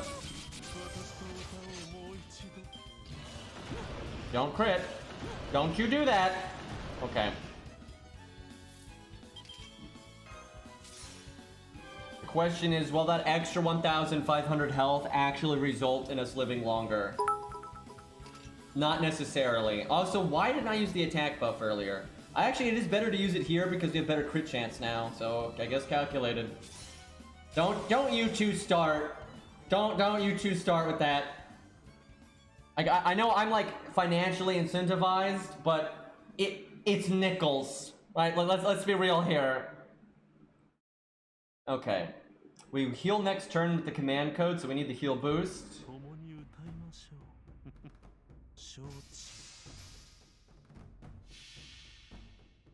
So we are now about where you was after turn 1. Although we didn't use the attack up earlier, so we could have actually made it to this point sooner. Don't kill me for the... No! Fuck! Well... healing now is not gonna be super good. I can charm. Let's see. I mean, I might as well heal, I guess. Unlikely for it to buy us a turn, though. You'd have to, like, double buff.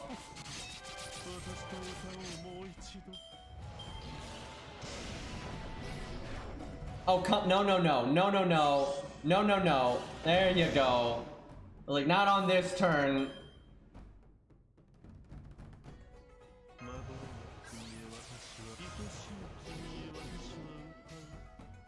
We are dead, by the way. Can we break 1 million?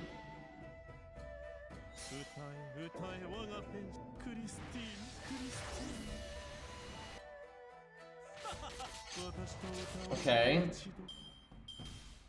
That's something.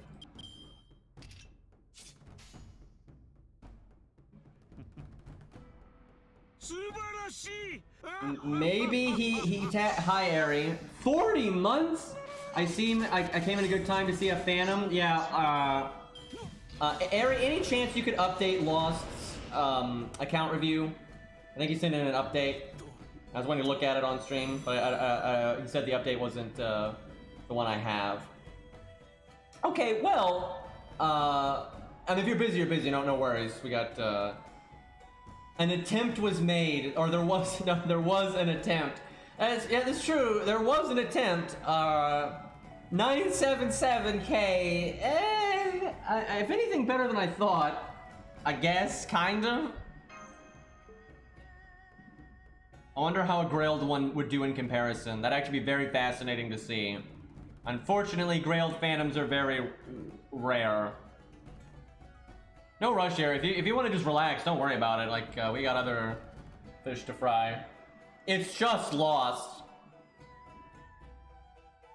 That sounded way more insulting than I intended it. I wanted it to be insulting as like a joke. That just straight up sounded like a dick move there. Let's see.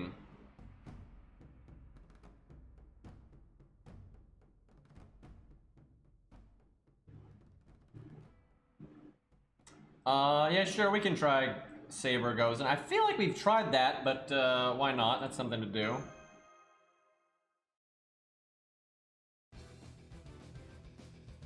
Let's see, I got Persona. I think I have Persona on this account.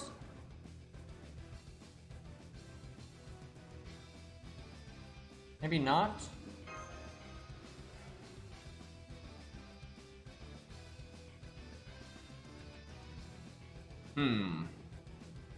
Let me check.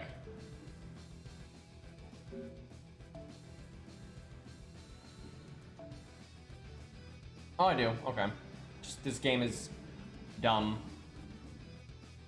Let's go no Yang CE first. And then maybe we can do it with Yang CE later. But we've been using no Yang CE for today, so let's just keep it reasonable here. I don't understand. Why can't I get Persona?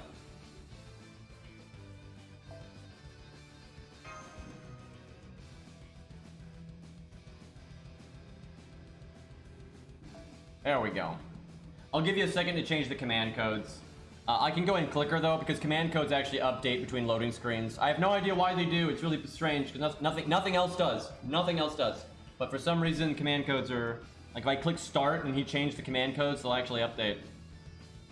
I wish that was true for CEs and other stuff, but it's not. Oh, you've got her second skill, I see. Makes sense then to not have starting NP. Good choice.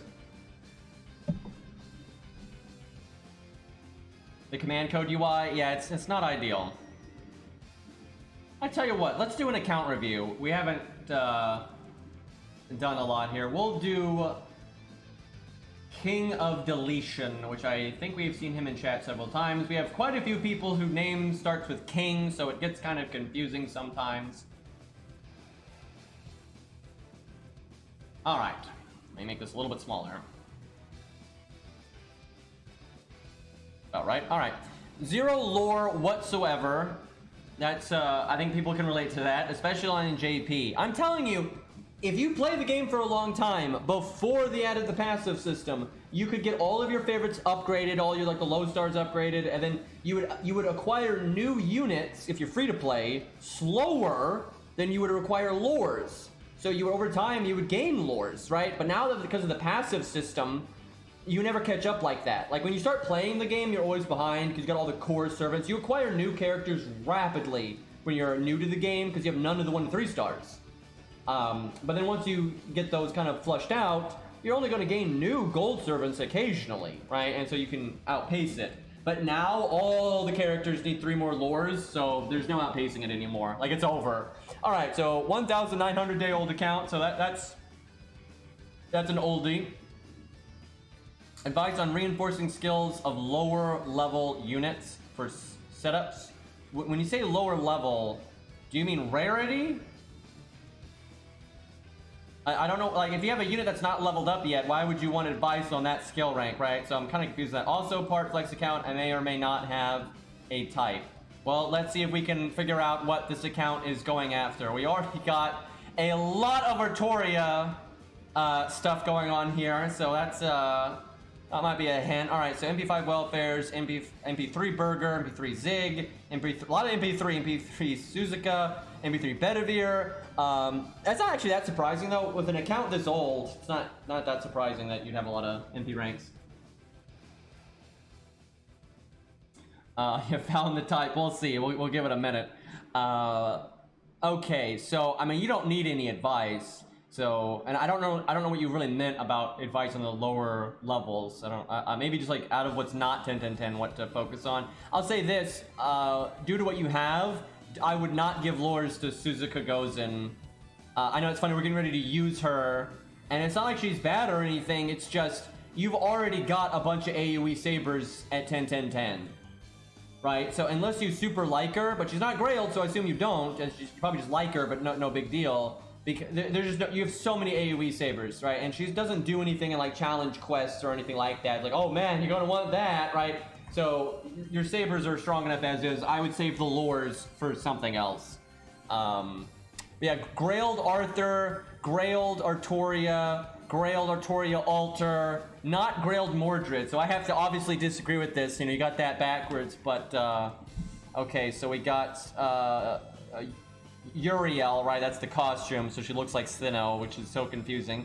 Okay, so you got Orion for just murder everything. Got Ishtar for AoE and single target is kind of, but with Orion you're not going to need to use her that way. You got Tesla, good for farming. Arjuna also kind of good for farming, to be honest. So you got really good farming options right there. Himiko as well. You don't really need her, but I assume you like her. But with what you've got packing here, it's not too necessary. Well, you have both Gozens. Okay, you do not pass the goddamn David test. You didn't even level him, for Christ's sakes. Jesus fucking Christ. And you don't even... Your Tristan's not even... It's not like your Tristan's second skill is 10 either, right? So you... do you have a Merlin, right? Okay, you do have a Merlin. From a practical standpoint, then, it's not really that bad, right? You got Merlin and Castor Artoria. You have a lot of ways to survive NPs. And then you have David or Tristan as backup. But the thing is, as backup, you should still get Tristan's second skill to 10 then, right? Like, Jesus Christ. Honestly, even with those OP supports, I would level Tristan. Because it is a backup way to survive an NP, and it can go under Merlin's invulnerability and linger, which is good. So that really is good.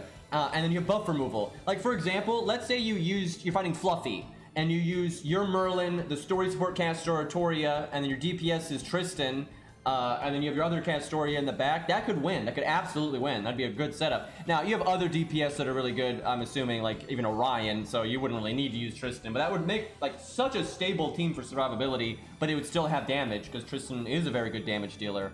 And the buff removal. Like, Tristan's just good. Tristan is such a good investment, because he gets his NP really easily with the battery. He has buff removal for the whole team. He does buff removal to the enemy, or he has debuff removal for the whole team. Then removes buffs from the enemy, and then the evade for the whole team. It's just so good. An upgraded NP. Lost is updated. Awesome. We'll do that next. Thank you, Ari. I really appreciate that. But, you know, for real, if you don't feel like bothering with that stuff, you really don't have to. You do more than enough. You can always do it later. Okay, so Medusa Lily's MP5, Tiger's MP5, Melt's MP3. So what I'm seeing here is pure suffering. Does anyone else see the suffering here? This man, he may be in denial and not realize it, but this man is in hell, right? This man is in utter hell. So look at this. Look at this, right? A lot of high NP ranks here, right? Some pretty solid NP ranks back here, right? And you got some solid NP ranks here. And out of all that, and look, MP5, Medusa Lily, right? MP3, but the super grailed Lancer Artoria is MP1, right? Out of all that, this is clearly his absolute favorite unit. Also, I think we know what the type is because it's another Artoria. But out of all the units, that's the one he's super grailed, right? So this is clearly his absolute favorite, right? Because it's the one that got super grailed and it's NP1. And I can tell you, because I've used Lantoria at NP1, I've used her at NP5 because I have one. I've used her at NP2 and 3. NP1 is just sad. I mean, it's just sad. You might get your NP right away, and you might think, oh, look how good it is. Unit got her NP right away. And it doesn't do anything. You know, you can clear like wave 1 trash, right? You're doing a farming stage. You know, you'll fight like zombies or skeletons, and they got like 20k health, right? She can deal with that, right? Barely, right? And you try to use her for like to clear the final wave? No. Even with Merlin buffs, nah. You're not clearing a final wave. It's not happening. So hopefully this guy gets the opportunity to wait a minute. So this is KingOfDeletion. I don't think he's in chat right now, but if he can get in contact with me later. Did you pick her as your free 5-star? Is that what happened? Because that would you probably have wanted to get her and you just couldn't. So it was even more suffering. She was like your favorite character and you couldn't even get her, right? And I'm wondering if you just picked her for your free 5-star. Because if she is your absolute favorite and you did not pick her as your free 5-star and you could have had NP2, I gotta slap the shit out of you, because that's just fail right at that point, right? So, but I'm assuming he actually just picked her as his free 5-star. But yeah, her NP damage is laughable. But hey, at 120, it'll be kind of like having NP2, right? But then you're like, but what if I had her NP2 and she was 120? You're always going to feel that way, right? So hopefully you get a chance of getting her one. Maybe she'll get rated up again for the. Oh wait, no, didn't the other movie already come out? So it's over. I keep thinking that, but I'm pretty sure the movie's already out. So Lion King is over, right? The hope is gone. Anyway, you obviously have lots of AoE and single target options. You don't need any fucking advice here, right? That's why I'm looking forward to like a flex accounts in future. You know, I want them to give us context on like how they use the units, you know, what they beat bosses with, you know, if they use their OP supports or not, you know, if they like farming or they like challenge quests, right? Because if they don't need any advice, it's like there's not a lot for me to talk about other than like what they grailed. Like grailed Gareth though, that's it's not super rare, but it's kind of rare. You don't see it that often from all these, like, I know plenty of people with grailed Gareths, but from these account reviews, we actually haven't seen very many of those. So Max Summer, you got the MP1 Scath there. That's feels bad. Got Brunhilde as well. Okay, so that Aussie though, those are some scuffed skill ranks right there in comparison. So there's Martha. So there's some anti-debuff for the account, so that's good. Grailed Ushi and Maximum Grail too. So if you haven't beat Demeter yet, you're obviously fine because you've got Ushi and Medusa also grailed, and then Achilles, right? So you'd be like, oh, you got why? Okay, no. You don't. You've been playing this long that you have Ryder Kentucky, but he's NP4 and he's 777. What the fuck? Okay, hold on. Do we have a CE picture? Do we have Golden Sumo? I don't see a Golden Sumo in here, sir. There's Drunk Jolter. Oh no. Oh no. Imagine playing the game this long. You're probably really new at the time. Oh, I know, but that's not gonna make him feel any better about it.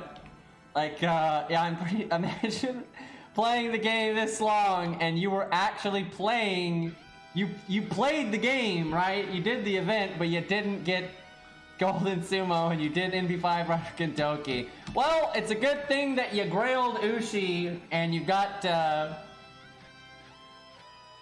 Drake and Achilles, so you can get by without having Ryder Kentucky.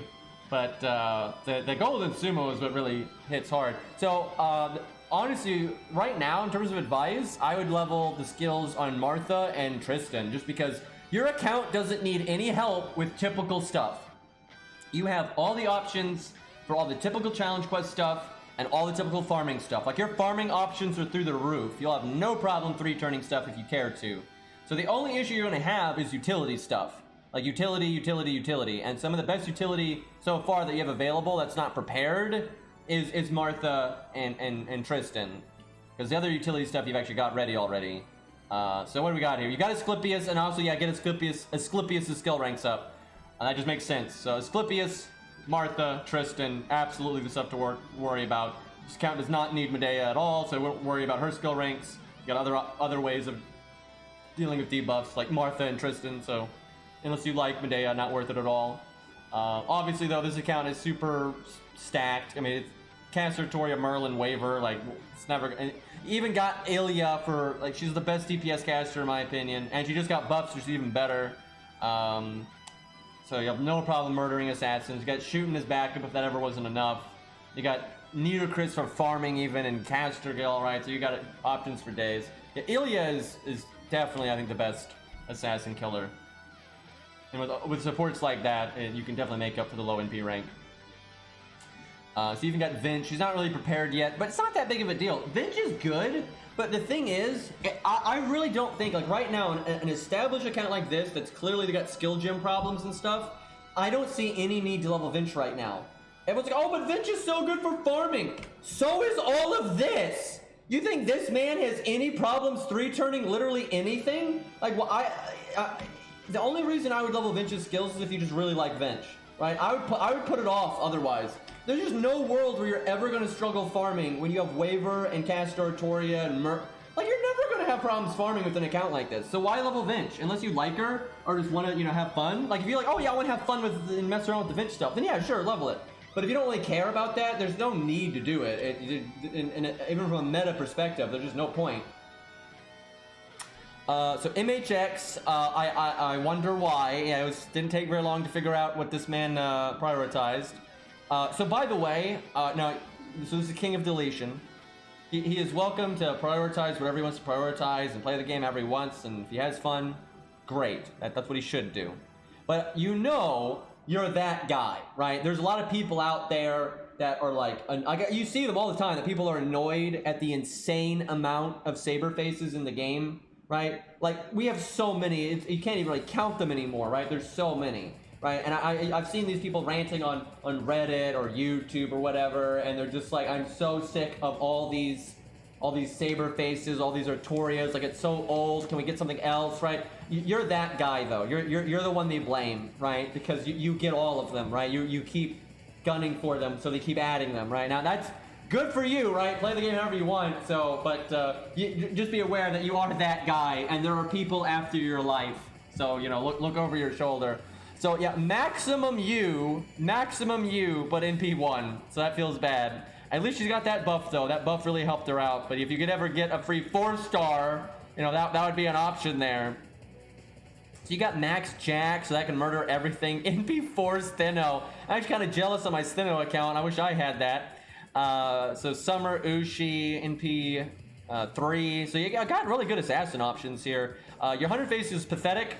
And if it was me, I wouldn't be caught dead with such a weak 100 face. But with how good your assassins are, it doesn't matter, right? Unless you like 100 face, who cares, right? You've got Jack, you've got Shootin', you've got Gramps, you've got Woo, you've got MHX, right? The only thing I would say, though, is most of your single target assassins are low NP rank. So it still wouldn't be bad to just have a maxed out, you know, 5 or NP5. So 100 face could still be useful like that. They could do Shiki instead. Like, Shiki would be, actually, Shiki would probably be the way to go just for what this account has available to it. So it's really no need to worry about 100 face unless you like her, which I assume you don't because she's 111. 4-star ticket, what's that? I know, right? It's a 5-star ticket, apparently. Alright, so a lot of accounts that we look at, they need their berserkers to bail them out because their accounts are missing in certain roles, but your account is so flushed out, like, who gives a shit? Like, you just use berserkers casually or against multi-class stuff, but then you have really good berserkers. You have Ku Alter, one of the best berserkers for challenge quests and story content. He's super good, and he's level 100, 10, all that nonsense. So and he doesn't really matter if his NP rank is low because he's so normal card focused. So who cares, right? That's not a big deal. Then Musashi is such a good AoE one, and Horse Bindo is a really good AoE one. So he'll never have any problems with AoE stuff. Most of these are low NP ranks though, so unless it's multi-class stuff, you're probably going to use your other stuff, I would imagine. I can't imagine you actually need these berserkers that often. But also you can turn Brain off and summon your friend's Caster Artoria, use your Caster Artoria, and then you summon Musashi and you don't even care about what you're fighting, right? Wait, did he have NP2 Percival? Or are you talking about something else, Ari? I'm behind here. To be honest, I don't know what I'd pick. Oh, free 4-star. Yeah, I see, Ari. I actually used my eyes there and caught up, so I used my brain for a moment. I'm not always monkey, right? Sometimes I gotta, return to human form, if you will. Anyway, yeah, obviously all your stuff is okay. So extra class though, you got everything, right? You got all your bases covered. You got Avenger to murder rulers with your Nobu. You've got Melt, which is the best alter ego hands down.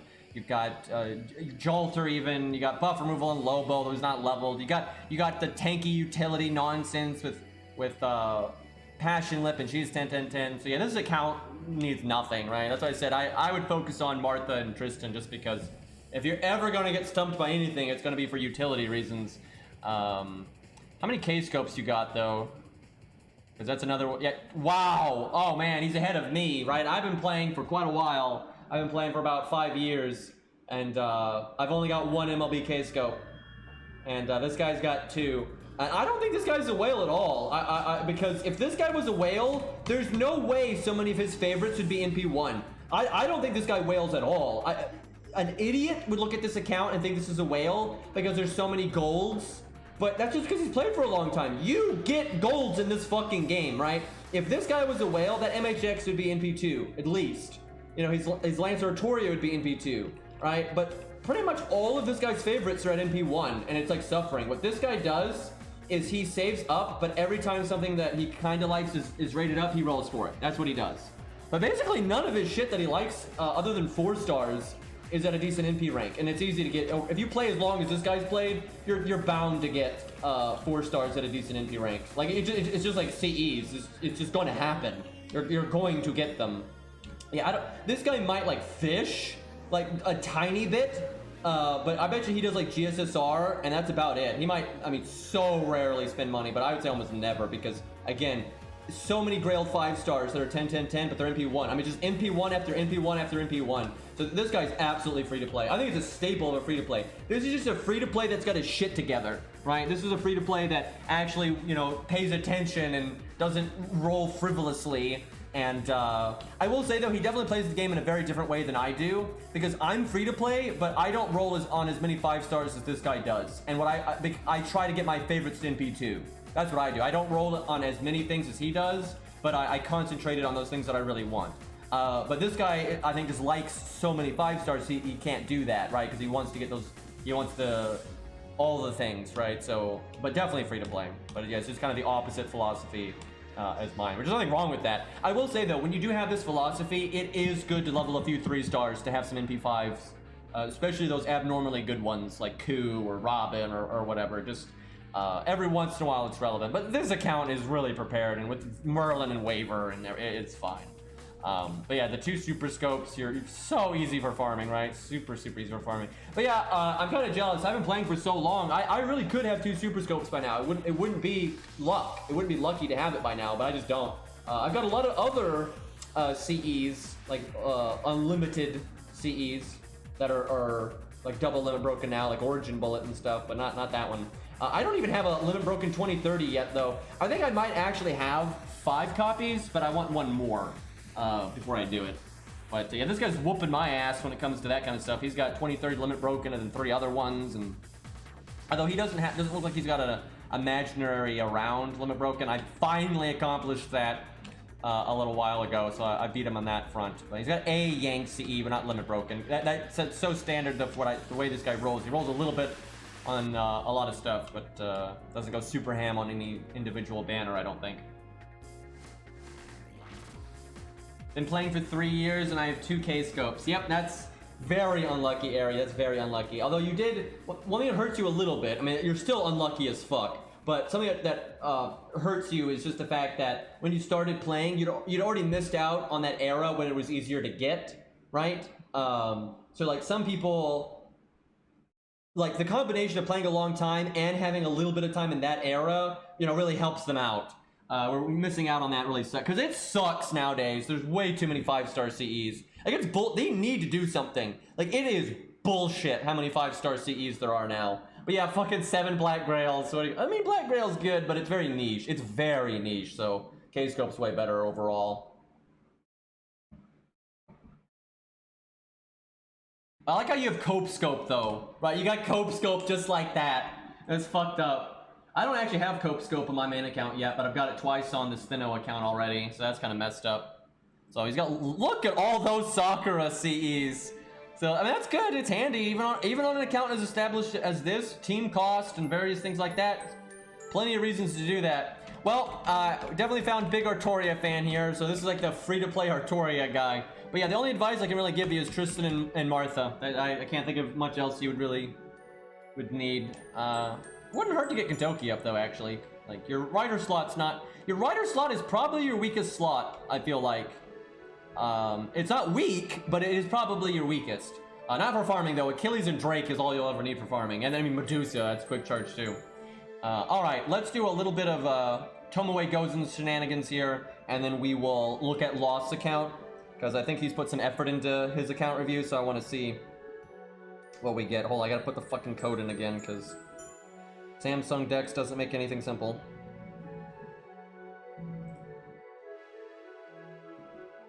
Wait, did he not have George leveled? I wasn't even checking the basic stuff like taunts. He did have mashup, and if by some reason you don't have George and Leonidas leveled, you should absolutely level them. You can be a Leviathan and you should level them. It's not that bad if he's 1-1-1, because the way that an account as strong as that doesn't need to use George in the way like I do. So it's not a big deal if he's 1-1-1. If you're gonna level anything though, do level his first skill. And I should have checked to see if he had Poster Girl, because this is the wrong account. I don't actually need to be on the ult account. I need to be on my main account. Oh yeah, we gotta switch the screen back. I hate when I play on Dex, because it's so much harder to do account reviews. When I use an emulator, it takes like no effort to do it at all.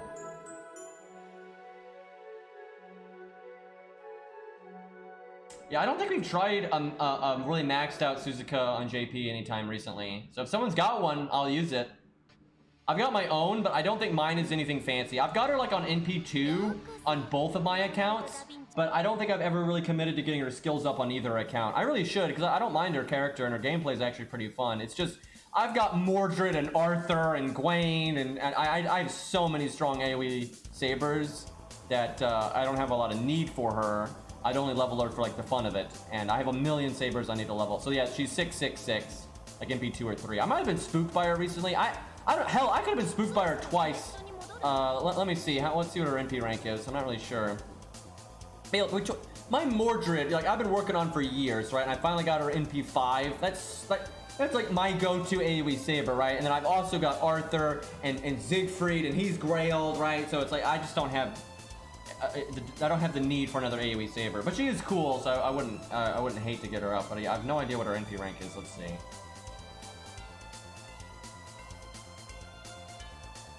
Wow, I had no idea. I knew I knew she had been NP2 for a long time, so I wouldn't have shocked me like if I'd gotten other spooks of her, but I just hadn't really paid attention. Damn. So if I get one more, she'll be NP5. I really should get her 10-10-10 then, because I've actually got a good. Let's see, what are her mats? Maybe by some miracle, it won't break the bank here.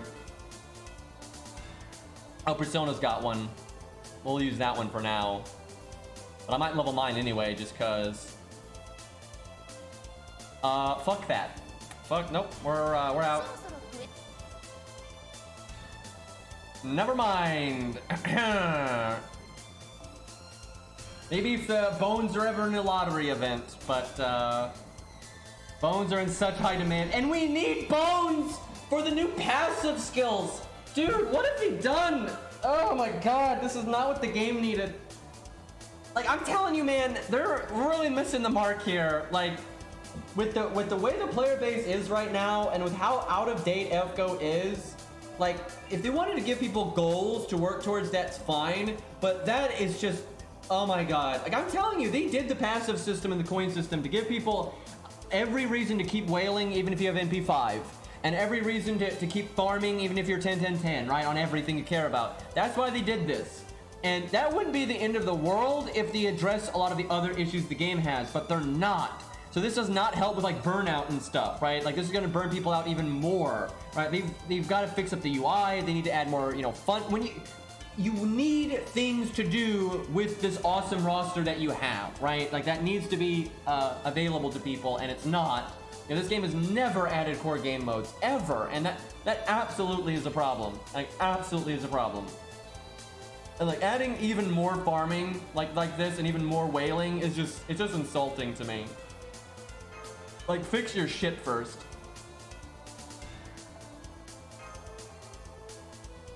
Yeah, we'll use Suzuka after this stage, like why not? And then we'll look at Lost's account. Lost's account. Annunciate. I'm trying to see here. Okay, so starting NP is everything, or NP gain is everything. But I don't know if I want to do Buster cards. Killing a golem on turn 1 is normally really bad. But I think I gotta do every little thing I can. So she's gonna be pushing it. Oh yeah, her animations are awesome. I hope we get some summer units like her this year. And what I mean by that is like, this is kind of a serious summer servant, right? Like this is, it's just good old melee, smack, smack, boom, boom, right? Now she has a stage that's very silly. Am I crazy?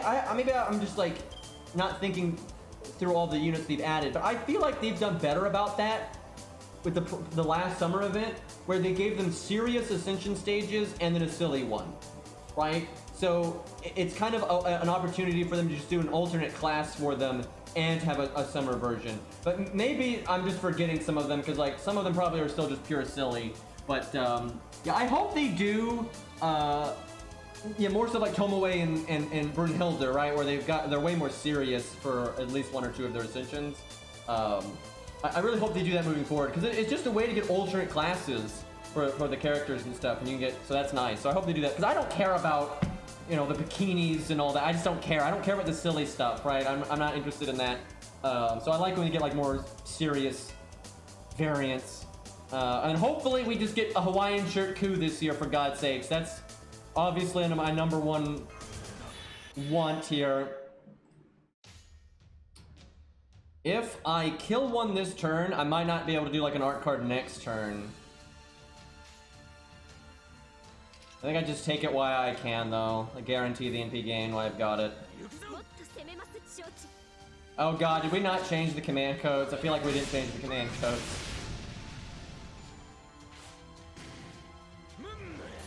This is, so some fights, there's the stage doesn't go on long enough for it to be like super impactful with command codes, but this fight is so long that command codes, yeah, we didn't change the command. Persona, I gave you all that time and you didn't change the goddamn command codes. And that's gonna really affect your performance. Like, this is such a long fight that having good command codes for like, you know, 20 turns or whatever can have a pretty significant effect on what happens here. All right, let's see. Do I do art? I'll get my NP, but we might kill it. We have no crit chance. I don't think she will kill. She is level 100. I wish the golem had done defense up. No! Oh my god. Woo, boy! When attack stat is bad, by the way. That's really good, though. We got our NP. We would not have gotten our NP if she didn't have that second passive skill. Okay. I actually look at her skills again. I haven't used her in some time. Oh, I need to, like, download the update to Lost's account. Let me do that real quick. Where is it? Oh, there it is. Okay.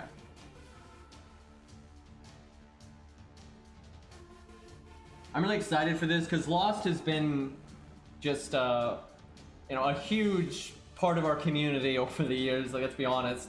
So I'm really excited to see what he puts together here. Okay. Oh yeah, we've got some super Kojiros here. I don't know if they're in chat right this second, but like Noelle's got a super. All right, I gotta look up her skill set. Excuse me.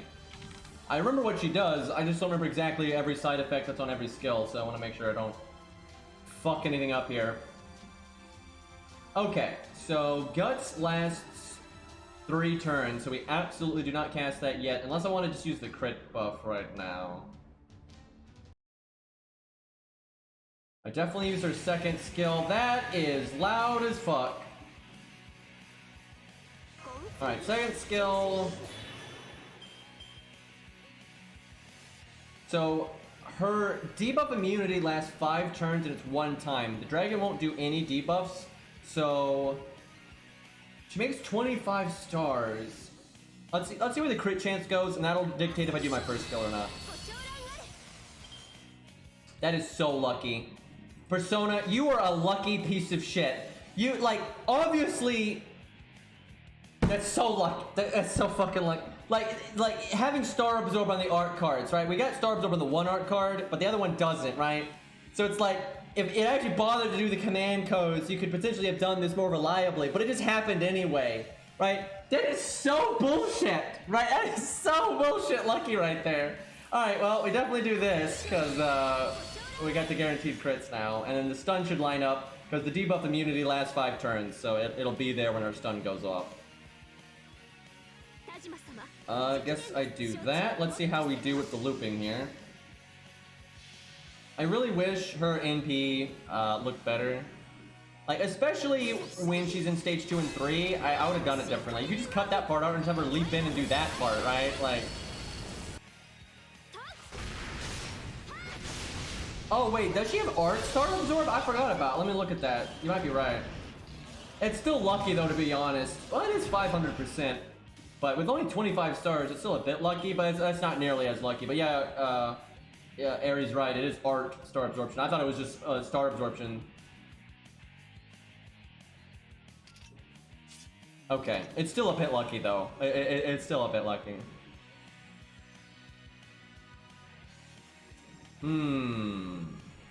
Guess I should have done that last turn, but I want to do the heal. We need to live. I guess I don't art chain then. I don't have art up anymore, and it's not like the art chain bonus matters that much, so yeah, I do this. That's fine.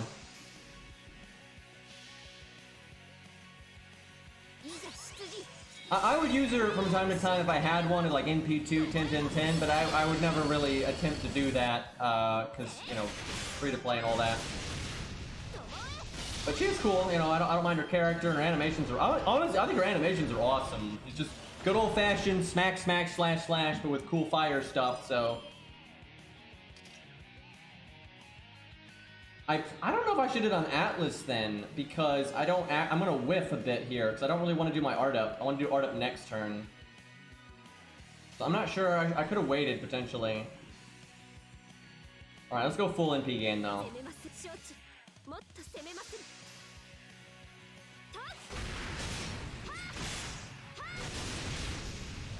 Please don't kill me. No double crit nonsense. I think the stun goes off on this turn. Yep, there we go. We no affect it.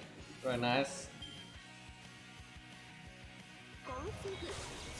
The problem is we're gonna like die before the NP. Oh no, we can do guts, so I just invulnerability now.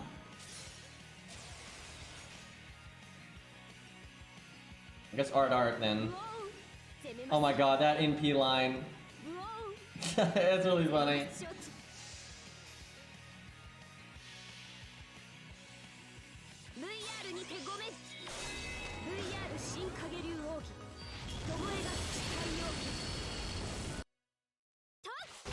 So much more damage than Phantom of the Opera, by the way. Channeling her inner Billy the Kid there.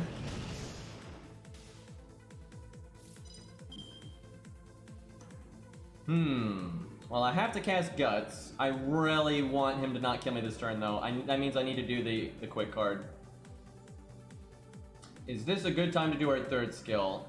It's okay. I guess I'll do it. I have to cast the crit up anyway.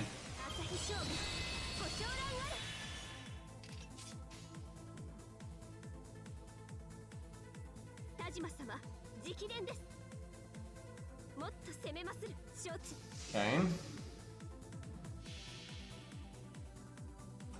You know, I've never used her with Landling, but I know this game well enough that that's pretty disgusting. She has so much synergy with the Yang CE though. Because she doesn't complain. I think other command codes are still better, like the, I don't know though. to be honest, maybe Persona's right because 32k is no joke. I don't know. I tell you, some of the anti-dragon ones and the heal boost. I think heal boost would have been good, but that's a lot of burn. But what I'm getting at is she gets value out of burn anyway. So then also having the Yank CE is just like a match made in heaven, right? Like super strong. So I normally say getting into like the 800, 700k range is pretty respectable for an AoE neutral unit. You get those abnormal AoE neutral units like Burgess that do super well here, but that's not normal. Most units that are AoE neutral get, you know, kind of wrecked here.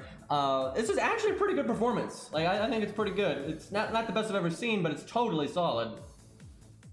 And we're not done yet either. We still got a little bit more gas here. The dream is we somehow get our NP from the crit. Like a 7. There we go. Come on. Eat. Damn it. We might get it anyway. Yeah, we should get it from being attacked. Unless he double buffs. Oh, fuck. Guts, though. Oh, fuck. You couldn't land the crit? Oh, my God. Really? Imagine, like, going out on your last turn with, like, a nice, you know, NP. You know, get that burn multiplier for the final tick and everything. But, do we CS? You know what? I don't think this is cheating because she was so overwhelming. No, okay, you know what? We're doing it for the. I actually have to. I was gonna do it, but I suspect the reason Ari doesn't want to do it is because it's for the document, and that's kind of true, right? You don't want to have to put CS in the document, and the reason why I would be almost okay with it, though, is because so overwhelmingly she would normally have gotten her NP there. Like, that was so unlucky that she didn't get the NP there. So, like, I think if we did this stage 10 times, the damage we would have gotten is going to be closer to our average than the damage we're going to get right now. But tough shit. I think we just go with it because it is for the record. And so, yeah, we gotta. How about we could do this? We do it, and then we ult F4, right? And we kill it after getting the. Well, there's a slight chance that she would live this turn. It's not likely, but it is possible that she could live this turn. Okay, if she dies this turn, then I'll alt F4, then I'll reset, then I'll use the command spell. So we don't document the command spell one. We're going to document what she does this turn. But then just to see the difference, we'll do the CS after. I think that's a reasonable. Do I want the burn or do I want the buster? If I did my NP, I'd want the extra burn. I kind of want the burn anyway. Yeah, we'll do that.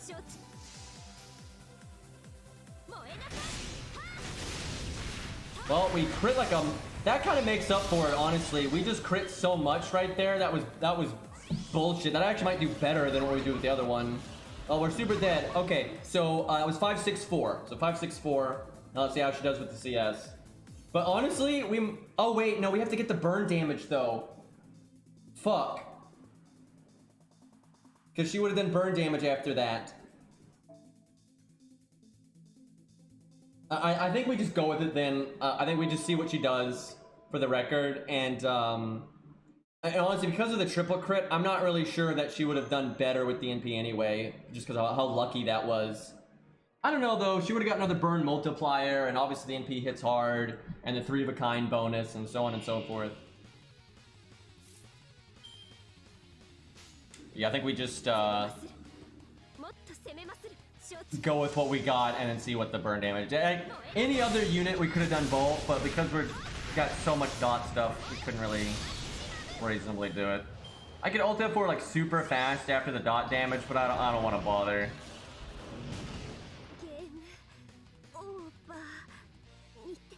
And actually, it might even save. I don't know when it does. So 50. So made it to 549. 549. That's pretty good. I mean, honestly, that is easily above average for AoE units, right? Like a lot of AoE units get to like that 800k range or so. You had no time there to cancel. Yeah, it didn't really look like it.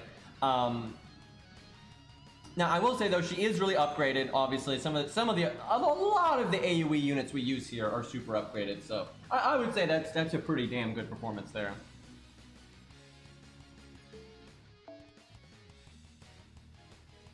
Pretty smooth, and she's pretty straightforward in how you play her in a solo. She's a bit more interesting in a team, I would say. She's not one of those big brain solo units. There is some though, like you don't always do the same card colors, and sometimes you gotta not cast the guts early. There's some decisions to be made, but she's quite fun in team play, in my opinion. So I think she's a pretty neat unit. All right, let's if we can get. Yeah, there we go. So now she is not as upgraded. Okay, Persona, we gotta get some command codes, man. You got that's not even fair, right? Like that, she's already behind because she's NP3 level 100 and this NP5, but still level 90. And is this 2K Fode? I don't even know. But the UI, I mean, it's bad, but it's not that bad. Okay, so she was 2K Fode, not fully, but she was 2K Fode, where I'm assuming Gozen's not going to be at all. So she's pretty behind on the numbers there. All right, let's look at Lost account, why Persona battles that, or maybe doesn't battle that, we'll see. Actually, I didn't finish downloading the thing, give me a second here. Actually, I downloaded it, but I have to like move it into the right folder and uncompress it and all that garbage.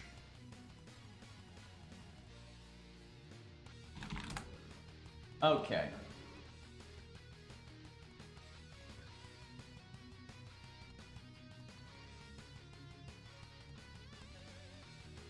All right, we're good to go.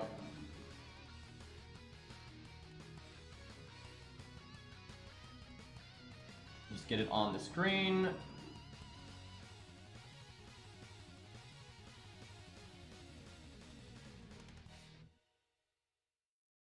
I'm excited for this one. All right. Free to Pepega, by the way. I don't know what that means, but we'll see what we get here. All right. Hello. Oh, okay. Okay. See, I saw, because we started the review, but we saw it was the old, Lost told us it was the old stuff, and the original said high green. This one's scratching it out. Okay, I see how it is, Lost. You know what, Lost, for that, I'm gonna go get water. I'm gonna be right back. This isn't the highest priority thing right now. I'm just gonna go get me some water. I'll be back in a second.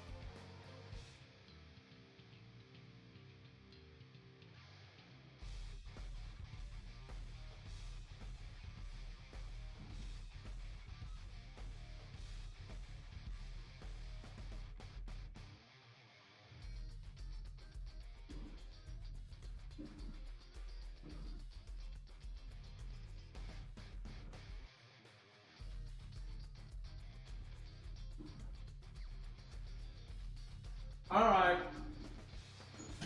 I'm back.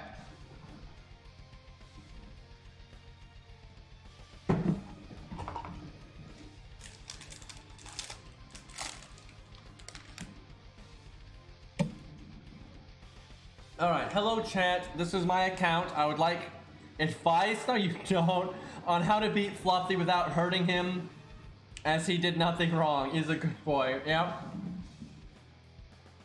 For context, I started playing day 1 of NA, but have lately been slacking hard on the JP account as I play JP more. Wait a second. I've been playing day 1 of NA, but I've been slacking hard on the account as I play JP more. Excuse me. So Lost, I mean, you've been playing since day 1 JP, so I don't know why you used NA as the standard there.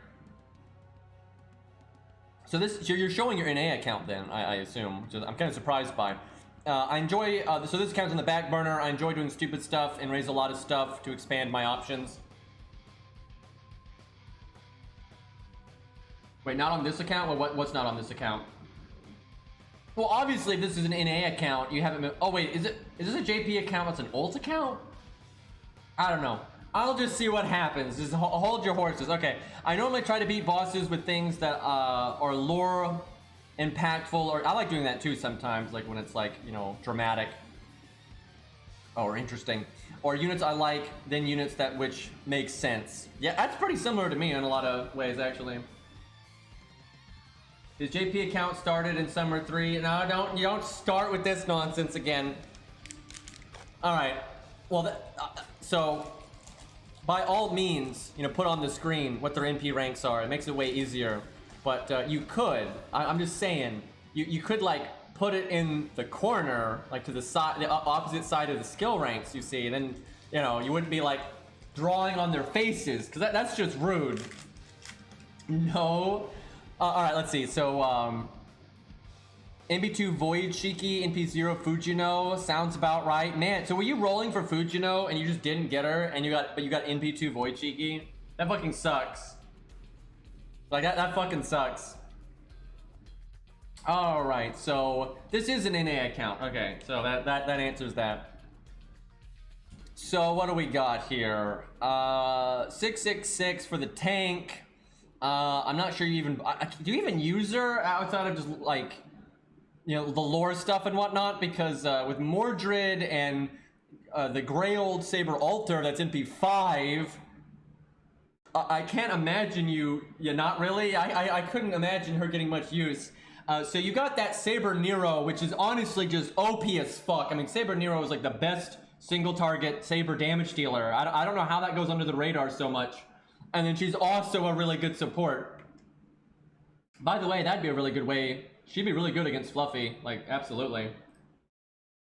Got the big defense up, the heal, and so good at looping, all that. Be really good. And you get a Castoria, and so she's art. So that's a really good combo. Sitting Master, yada yada. Look at the NP2 Gwaine, but terrible skill ranks. Tisk. Yeah, I mean her defense up's only 20%, but the thing is, everything adds up, right? When against Fluffy, because let's say you're using Mash. So you have Mash's thing, and you have the 20%. Now, that really gets you somewhere, right? Now, almost no individual thing will save you against Fluffy other than invulnerability or evade, right? But in combination with Mash or whatever, it can be pretty good. It'd be easier than some of the other DPS out there. I mean, to me, a 20% defense up is pretty big. I guess it's standard, ultimately, but it lasts a long time is what I'm getting at here. And she's got the heal too, so she's tanking. She's not like the tankiest thing ever though, by any means. Anyway, so Bedivere, you did not put the MP rank on there, so I have no idea. But if you don't like them, there'd be no reason to level them on an account like this. You've pretty much leveled every single Saber that you have though. Look at Jason is the only Saber that you have not leveled on this account. I mean, lottery events, but like, Jesus, that's a lot of XP. Jason is new. I've just been slacking. So NP5 Ishtar, I knew you had that.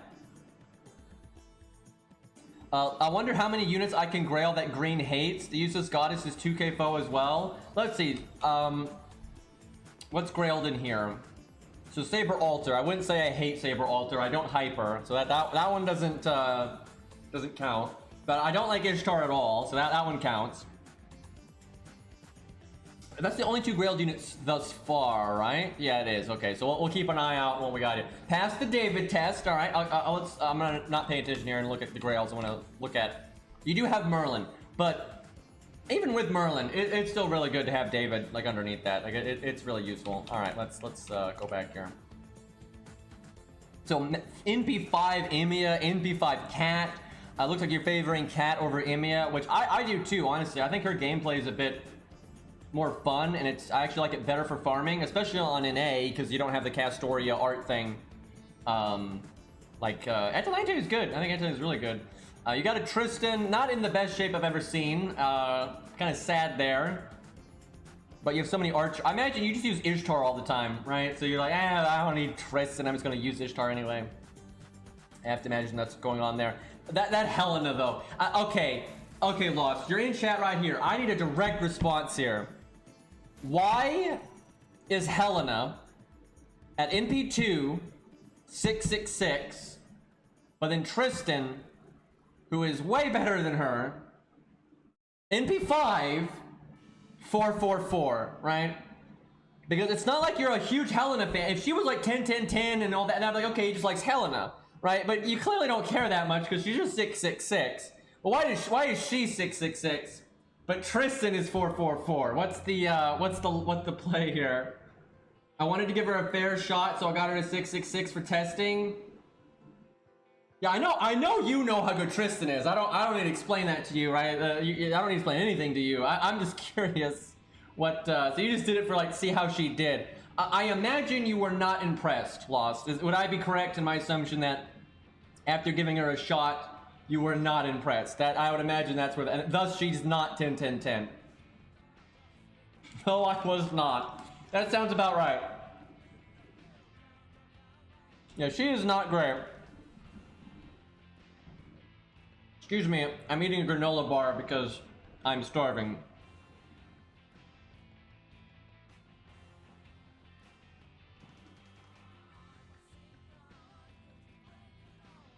My only regret, I almost spit out the granola bar. I read that while I was chewing, and I almost spit out the fucking you're just trying to be a shit, right? You're just trying to be an asshat here. My only regret is wasting that lore. I like how it's that lore because you didn't 10 10 10 him. You just 9 10 9. You know, you're 9 10 9. When I could have used it on Baldy. Where even is Baldy? You say that, but where even is? Let's see. Where do we got here? Is he grailed? No, I don't think so. Lost. Did you even level Baldy? He's on vacation. Lost. Don't you run from this. I see that bar, you see that scroll bar on the side? You know, there's room for it to go down. I bet you there's like one unit there. Lost, what's that one unit when we scroll down, Lost? What is that? 10-0-0, yeah right. Yeah right. No comment. We got Zerp here. Yeah, anyway, what do we got? So, is anyone Grail? Do you have no... This is insanity to me. This shows the difference in taste, right? I have many Grailed Lancers, right? And I've thought about grailing in Kidu and things like that. I'm a big Lancer fan. Lost doesn't... Oh, no, we got Raiko. Okay, we got Raiko. I was about to say, Lost didn't have any Grailed Lancers there, but he's got Raiko. Lost is correct, though. I don't like Raiko. So that's what, 2? I think we got 2 Grailed units I don't like. So we got Ishtar and Raiko. So that's... So it's 2 and 1. We got 1 neutral, 2 bad.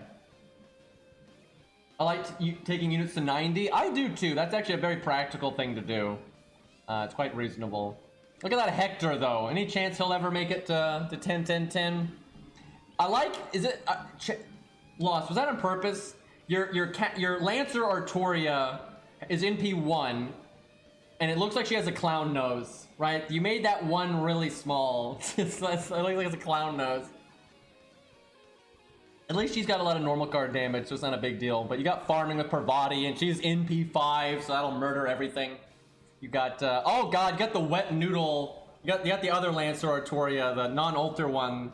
She's got the super wet noodle. Just like the other account, we got another wet noodle NP there. Feels bad. At least you got super and Kidu. There's another fluffy option. You got a Reshigal. I imagine for farming, let's see. I'm gonna cheat. I wanna look at your CEs real quick. Okay, you have double MLB K-scope.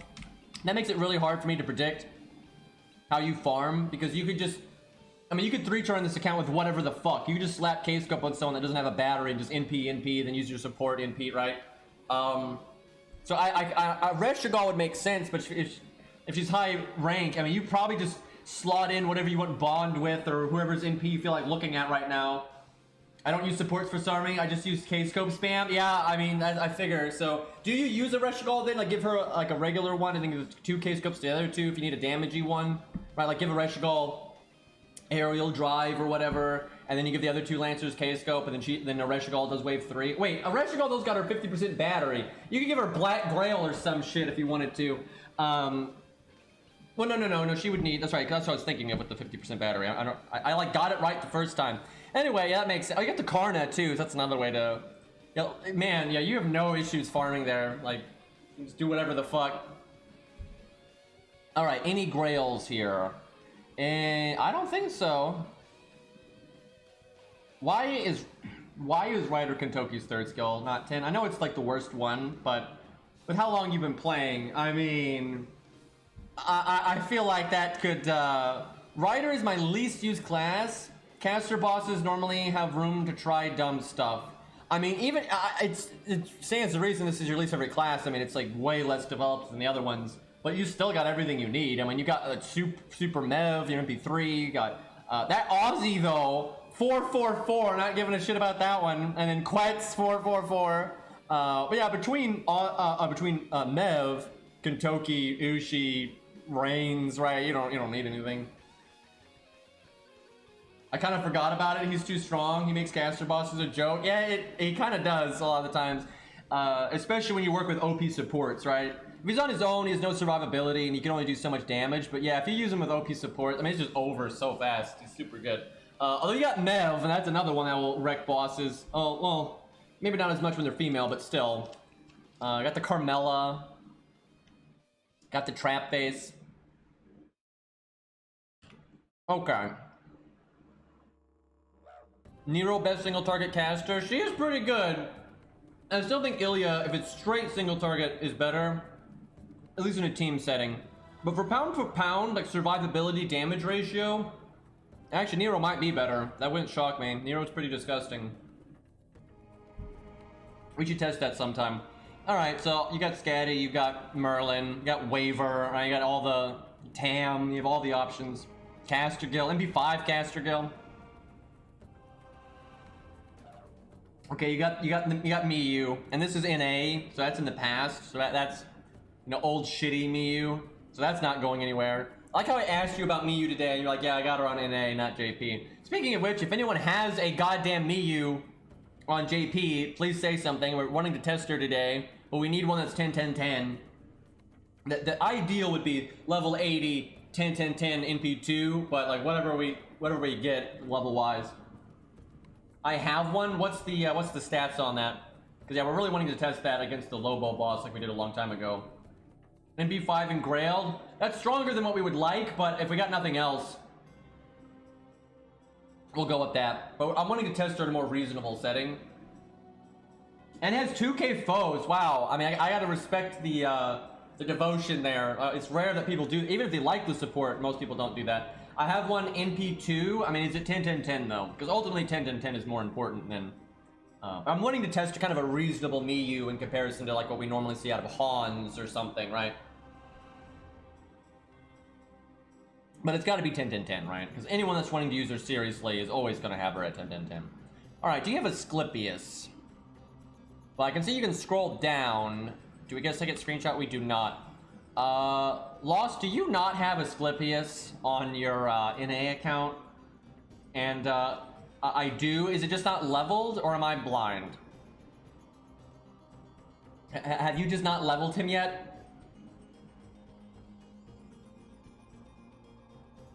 He's 60 out of 70. Been slacking. Well, at least he's that far. That's respectable. And did you have Martha? I don't think you did. Oh, you did. Okay, there's more debuff options. And you got you'll have Castor Tori, I presume. And you'll have Tristan eventually, so you have anti-debuff. Okay. Let's see here.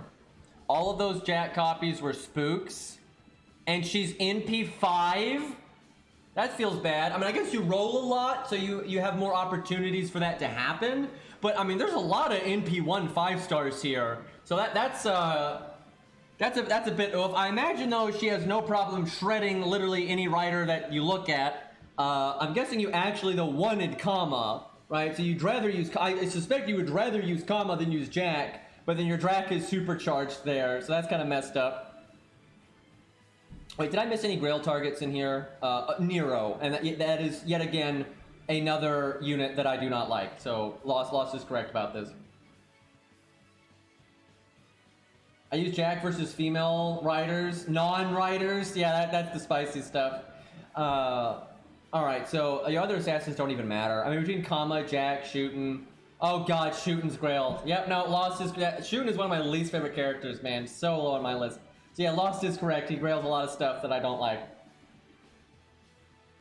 Alright, let's see. Got that 999 Steno. NP1. Imagine having... How do you have NP5 Jack from Spooks, but you have NP1 Carmella, right? Like, the odds of that are pretty low, I have to imagine. You actually leveled Sanson, kind of, but never took him to 65, but he's Final Ascension and then 111.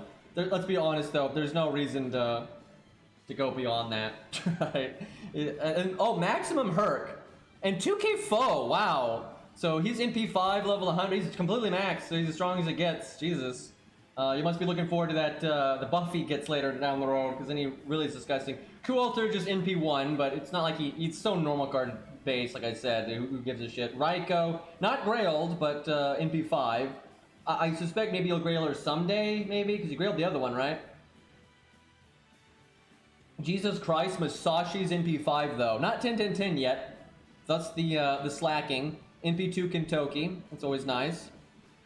NP4 Lancelot. Fucking Kiyohime at 445. That's a bizarre place to stop.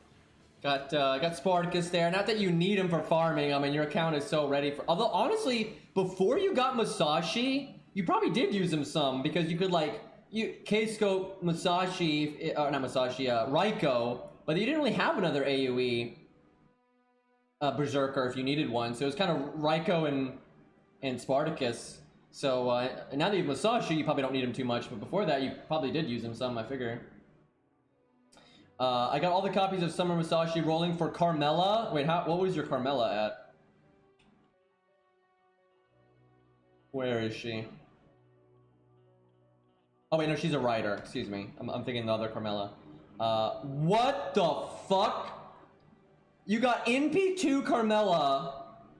and you got NP5 Masashi. That would explain the skill ranks. That is fucked. That is so fucked. I got 4 to 5 Jack copies rolling for Raiko. Went 1,600 SQ with only Jack copies on... Wait a minute. Hold on. Are you telling me, Lost, way back in the day, like many moons ago, you rolled 1,600 SQ on the Raiko banner, and Jack was not rated up, and you got Jack 4 times. The odds of that are so bad, you cannot have been in a good mood at the time. There's no way you were in a good mood at the time. Like, the odds of that are unbelievably low, because getting spooked is not super likely anyway. For 5 stars, you have a much higher chance of getting the rate up than a spook. So just getting spooked that many times is very unlikely. But then it being, out of all the 5 stars, it being fucking Jack every time, that is nonsense. And then you obviously have been spooked by Jack again. So, Lost, you know you're getting a Spirit Origin, right? Like, you know you're getting a Jack unregistered Spirit Origin. Like, that's absolutely happening. I like the 1, 2, 3. Thank you for the 37 months, man. I really appreciate it. I never even know what to say when people support me for that long, man. It's just crazy. But I really do appreciate it. And you've been here for quite a long time, as your sub makes evident. Okay. Lost having a bad time here. NP6 2K Foe Jolter. Now, I knew you had a maxed out Jolter, and I don't hate Jolter, so that one doesn't go on the list. But you got Max Kiara. That one goes on the list. Yoma Gamma? Is I even remotely close on that one? Thank you for the Twitch Prime Gaming. I can speak. Fucking all the different type. No, whatever. Right? Okay. What? I don't know what I would even say if not that. Right? I did what I could. I'm just gonna drink my water and shut up now. Yomigami. Okay, I would not have gotten that. Oh yeah, I see that other Jolter there. Okay, well, I don't mind the Grail Jolter. I mind the Grail Kiara. If on the MP4, okay, Lost, let me guess. You wailed some, you were trying to get MP5, the RNG was so bad you gave up. Is that what happened? Because if you grailed to 100, you clearly like the character, right? So with everything else I've seen here, I'd expect you to go for MP5. How did you know? Yeah, it kind of stands to reason. Oh right, I remember that. You got Jolter on the GSSR and you lost your fucking mind. I remember that. It was 200 IQ to prepare for the coin. Ah, there we go. It's actually kind of a nice consolation prize, considering how fucked up I remember, because that was before, I think, the coin system. So retroactively, that's actually nice. We didn't know about it yet. I'm not coping. You're coping. Yeah, I am coping for coup copies. Like, I'm like, yeah, I'll get coup copies. I'll totally get, guys. It'll happen in like a month, guys. I'm gonna have a max coup in a month, right? Like totally. Chat, I'm actually considering rolling on Summer, which I never do on my main account, just because I need fucking coup copies. Like, it's stupid. It's so fucked up. What I'm hoping happens is the dream. I'm hoping Coup gets an animation update. He gets a costume for the Hawaiian shirt, and then he's rated up. Because he'll be in the guy banner, and I'm happy. Well, I wouldn't be that happy to roll for the guy banner this year because I already have Achilles at NP5 on my ult account, so I don't really want Achilles on my main, because what's the point? And we already know Achilles is going to be the 5-star rate up. It's obvious. So my only chance for like that banner not being a catastrophe is if the 4-star. Oh, if it was Herc. Oh my god, that would be such a dream. Because I have like all the things ever for Unlimiteds on my main account. It's been playing so long, but I still somehow don't have Hercules. If we could get Summer Herc, and then Herc is rated up, I would be so happy to roll on that, right? If we had Coup and Herc rated up, I'd be super happy. I know that's copium as fuck, right? There's no way that's happening, but that would be awesome. So, Lost, I expect you to basically have all the good stuff here. You'll get double K-Scope, MLB, you probably got a K-Scope, it's not MLB. Imagine, wait a minute. Those ones are just leveled. Lost, do you have another MLB K-Scope that's just like level 15 or 20 or something? Because you whale, and you've been playing since day 1. So I would feel like it wouldn't be that unlikely for you to have another one. I have 4 more K-Scopes, so not quite enough for an MLB one, but you're like right there. Okay, so maxed Golden Sumo, obvious choice there. 1 max K-Scope, really no need to max the other one, that's probably reasonable. So I'm surprised you actually did dive to blue with all the other stuff you have. But oh my god, you have so many at 100. So what you basically did is you leveled all the basic starting NP stuff, and then you were like, fuck it, I might as well just get the best stuff for non-starting NP for what's there anyway, just cause. Cause oh my, you have so many 100s. You got the did you do Black Grail pretty early? I suspect you did Black Grail before you did some of those other ones. I would think. Because Black Grail's a good one to... Yes, yeah, that makes sense. Because Lost knows what he's doing. But yeah, and you got the Guts. Let's see, what's your highest level Guts one, though? I'm not sure any of them are super leveled. That's one you could still use. You got the 39 and then the 22. I'd imagine you're going to want to get one of those up, because it just makes sense, right? That's another staple kind of CE that you use from time to time, and the higher level, the better. My CE list is pretty stacked. Yeah, that's putting it lightly. Woo! That's not a lot of apples there, but I normally farm 150 boxes every lottery, so I end up using my apples. I would say I don't need to farm again, but then DW just added the passive skills. Yeah, I know, right? Like, you're like, can I imagine you've been playing for so long, you probably have so many gold gems, right? The hold up, because look, I don't see any skills that are white, right? That they're gold. That means you have whatever is required to level them. You're just not, because you're like, fuck them, right? You don't care. So your only holdup right now is lores, but yeah, that's going to change. What's sad is, if you're good on skill gems, you know, what you need is coins, right? You need coins and lores. You can't get lores from lottery boxes, right? You could, you know, like on NA, you can't farm lores in advance. There's no all you can do is not lure people that you don't think are worth it because you know you're gonna need the lures down the line, right? That's like the best you can do. But yeah, that sucks, man. That's just yeah, there it is. Nice pity, DW. Thank you for the generosity. Only 4 more years till I can pick an SSR. I mean, Lost. I mean, if it was any faster than that, you would be greedy. And I'm not gonna lie, Lost. I think I detect a bit of sarcasm in that tone. And I don't appreciate that, because I think you should be thankful that DW is adding a daily summon option that you are allowed to pay for. I think you should be thanking them for that instead of giving them sass, clearly. Also, I myself may be being sarcastic right now.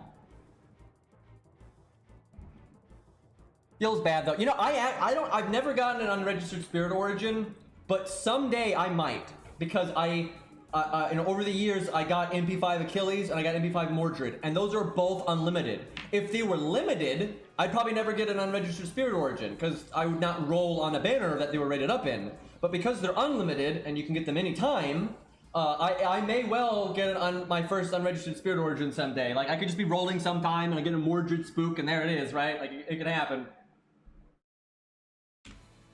Okay, well that was quite fun. I kind of suspected it would be, because, Lost this fucking screenshot. By the way, that picture does encapsulate Lost pretty well. It's like that, the fluffy picture, and then obviously your Discord icon is what I will always think of when I think of Lost. And I imagine, Lost, your Discord icon is what you were like when you got MP4 Jack.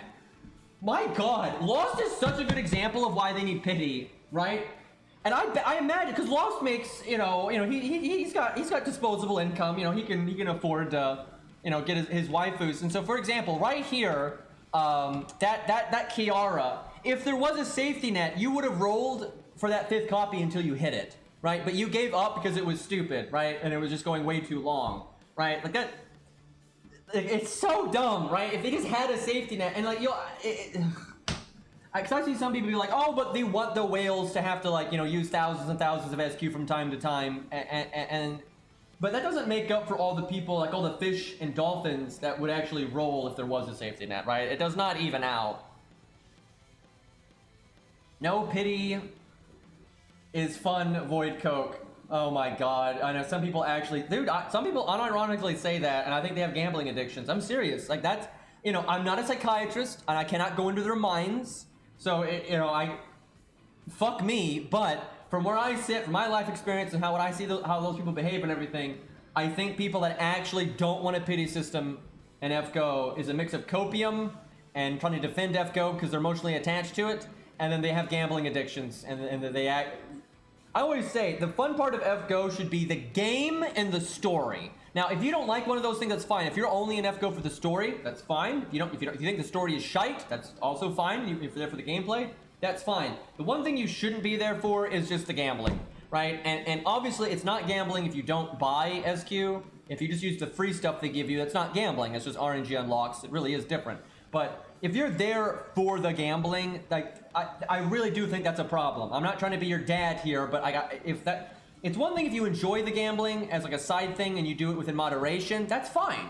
As long as then you're also playing the game, you're like, yeah, you know, I gamble on the side, but I only spend what I can afford, and what I get is what I get. That's a healthy mindset, and that's okay. And as long as you play the game, you're also enjoying the units that you get, and you like the story or the gameplay, then it's fine. But if literally the only reason you play FGO is for the gambling high, that's not healthy. Like, that's just not healthy, and I don't feel bad saying that. Like, I'm not trying to attack anyone. Like, if someone has problems like that, I really hope, you know, things in your life can get better, absolutely. But I really think it's a problem, and I don't like how FGO tries to capitalize on people that are, you know, maybe in a bad place in their life, and they're happy. You know, FGO is happy to welcome people with gambling addictions, right? Not everything about the game is designed for that, but like they're you know, they'll talk about the story and this, that, and the other, and try to make free-to-play units good and all that. But the reason they don't have a safety net is because they welcome people that have, like, self-control issues and things like that. They welcome those people to spend more money than they should, right? They're okay with that, and I don't think they should be. I do not think a company should be okay with that, and a lot of them aren't. But, you know, here we are 6 years later, and they still haven't added a goddamn safety net, and they get Famitsu to put out a fucking article saying we're the greedy ones asking for a safety net. Like, can you imagine that? Like, and what I hate is some people eat that shit up. You know, DW spews that garbage because they know some people will eat it up and defend them, and it's so nonsense. Every other game has a safety net now. Oh my god. Anyway, alright, let's do some Suzuka Gozen against Richard now. Let's see if we actually got command codes. We gave Persona some time there. Let's see what he did. Look at that truck coon going up there. I wonder how many... Oh, see, she was NP5, so that means you have a lot of coins then. Because golds get to get their fucking coins retroactively for some reason. I like how silvers don't get their coins even up to NP5. It's not like, because obviously over the years, oh yeah, the screen, Airy carrying, by the way, over the years, I probably got like NP 100 Q or something, right? If not more than that. That's not what you don't get retroactively. You don't get any. You get one, right? You get one set of coins for summoning them one time for your silver to bronze. And then you get whatever coins you get from their bond. That's it. Like, that's it, right? It's nonsense. It's absolute nonsense. They should have at least given you the coins up to their NP rank, right? They should have at least done that. I mean, those are budget units, for Christ's sakes. Okay, good. We got some nice solid command codes. So to do well. I'm really mad about Arash on my ult account. Yeah, because you've got him 100 and 10, 10, 10 and all that. I'm fucking Bond 14 with Ku, and I could barely do anything. Chat, I can't even express how angry I'm going to be if when the summer event comes out and we only get coins on like relevant units or random units or some stupid shit like that. I swear to God, if they do it that way, I just, that is so scummy. I mean, that's unbelievably scummy. Because then, even for budget units, it is so hard to get their coins if you don't whale. Even if you're patient. Even if you're patient. And then for like all the limited stuff, you're just completely fucked. And that's just... it's already a system that's when the new popular waifu comes out. Like, I'm telling you, on Morgan's second rate up, don't deny it. I know people rolled beyond NP5 for Morgan. Because they wanted the coins.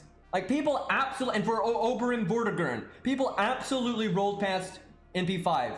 They absolutely did that, right? And even once we can get coins from events, they'll still do it because they're not going to want to wait. So the system is already lame, right? It's already lame just because of that.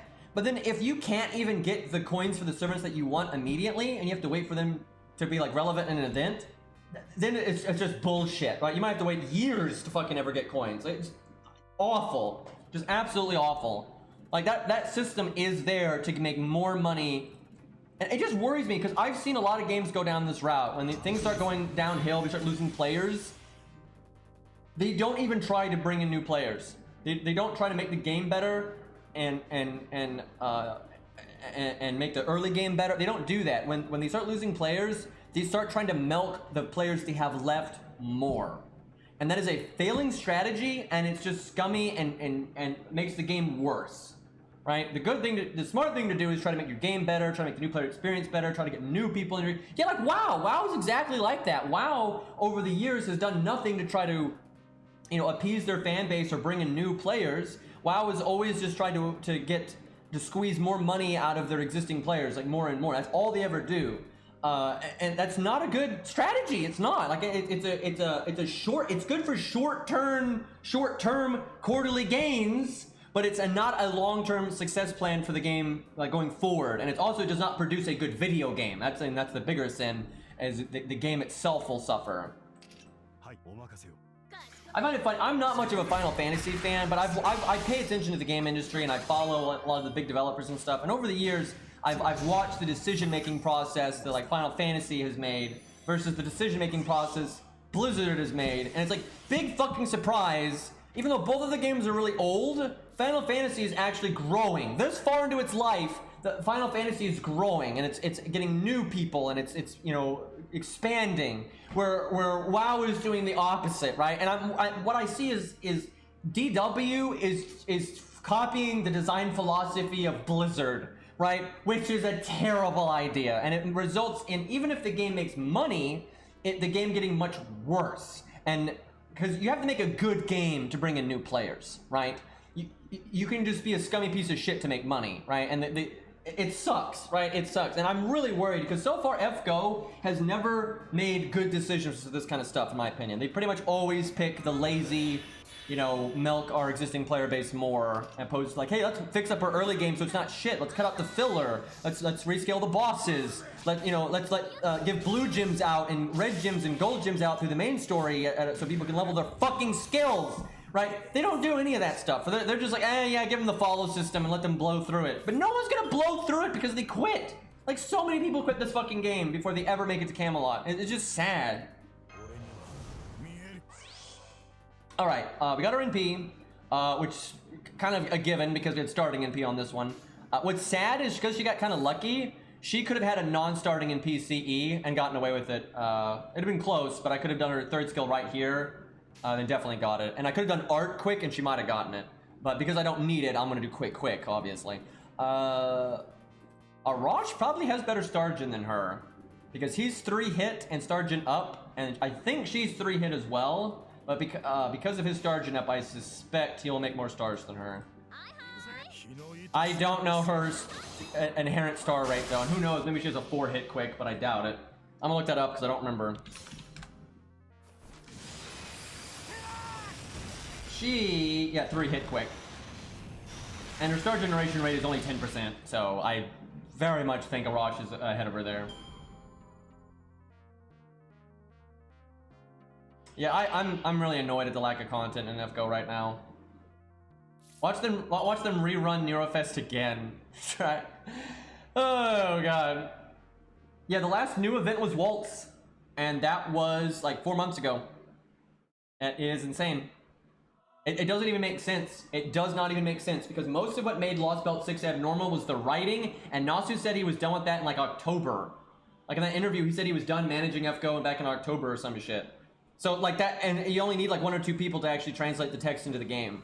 So that shouldn't lock up your whole development staff.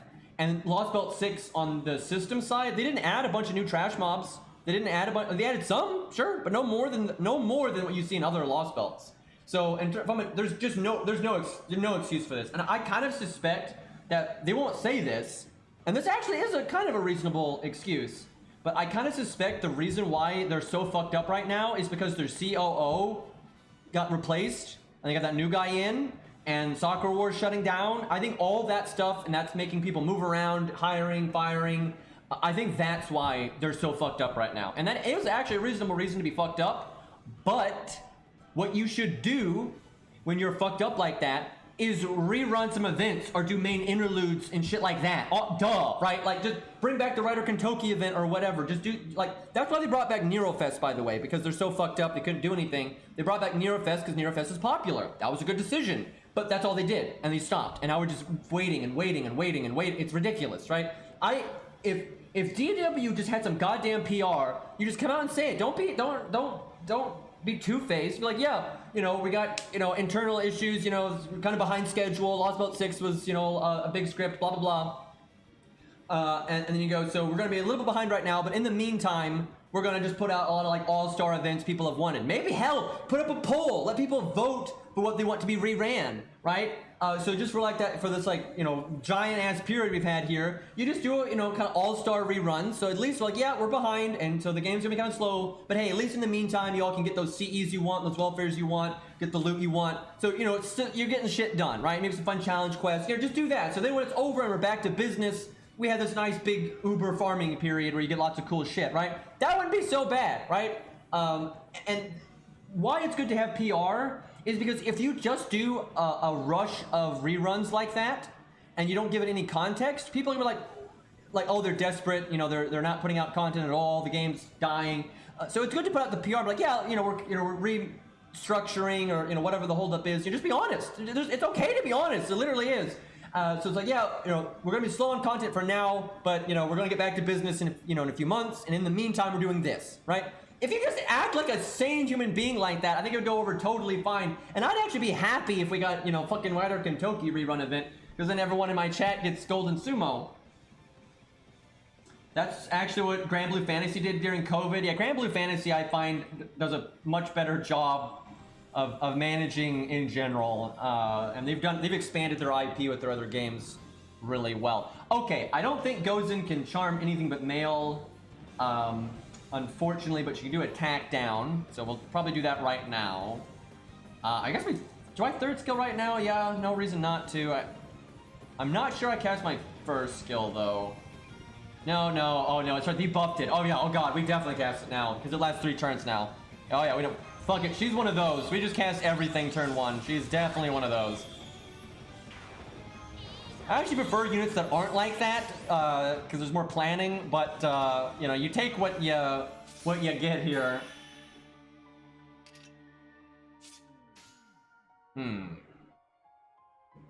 Yeah, I do agree the attack down should either be bigger or more turns. Like, I'd be okay with it being 1 turn if it was like 30%, 35%, and it is 20%, and that's okay, but it's only 1 turn. If it was 20% in 3 turns, then oh yeah, sure, no problem. At least, though, it does something, right? Because a lot of the older units, you know, their charms didn't do anything, so at least she has a side effect, right? And it kind of makes lore sense. If she's not, like, full-on charming them, it's at least kind of, you know, messing with them a little bit, so that's why it gives them attack down. So that makes sense. And her NP buff is really good, and her first skill buff is really good. So I do think she's in good shape nowadays. But just for, like, feeling complete and all that, it would be nice if the second skill was a bit better. Alright. Well, a crit chance is shit, but I think we do Buster anyway.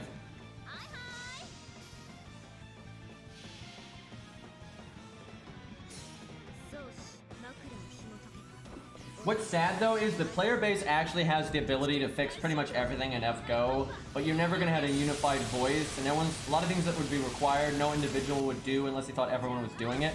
Like between review bombing and not, you know, whales not spending money and blah blah blah, they could get DW to do just about anything, right? Like if they actually thought it was important, right, they would add a safety net. Like they would, if enough whales actually really did something about it, and like you got review bombed or whatever, they would add a safety net like really fast if it was a big deal, right? And same thing with story, replay, or challenge tower, or whatever the fuck. I mean, if the player base actually articulated themselves, it would not be hard to get these things implemented. But the thing is, the DW, like it's insulting, right? It's like it insults my intelligence. DW just made 3 billion yen, right? And they didn't do shit. They didn't do shit. You know, Nasu wrote a lot, but DW didn't do jack shit, right? They just did the same old, you know, phone it in nonsense they always do, and yet they made that much money, right? And that's why they don't do anything. That's why they don't put in the effort. They have no reason to go above and beyond and to be like the other video games. So the other video games have to put in effort, right, where FGO doesn't, and they still make that kind of money, right? And it's not going to last forever. I mean, overall, they have been making less money, and they have some big, you know, boom moments, but that's always happened, right? They've always had their big sellers, you know, their Jalters and Merlins and so on and so forth. But overall, the game is on a decline, and I wish they would address that and try to improve it, but doesn't seem like that's going to happen. I really wish I had some stars right now. Starbomb command codes would be good. I almost wonder if that'd be better on her. Probably better than this one, but probably not better than this one. Alright, what do I do here? I almost want to do quick art. I'm going to do it for just 1 turn. I'm going to do it, and then we'll go for the crits. I actually might, maybe I should have done art quick. We crit anyway. I dig that.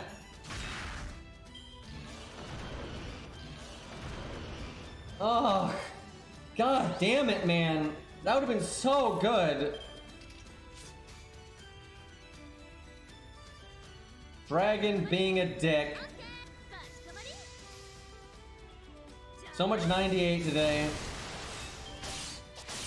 Oh, we crit twice again though. That's good. Her animations are kind of wild.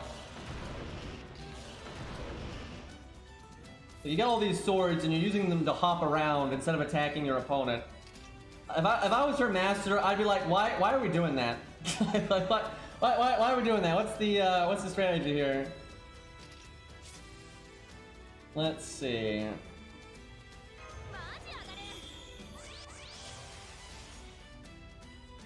Hmm.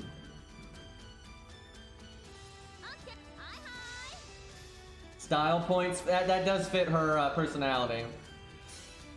I mean, it's good if you need to get higher, right? If she needs to actually elevate herself. And like, if you can use swords to get elevation like that, and you're not even near the opponent, you might as well, but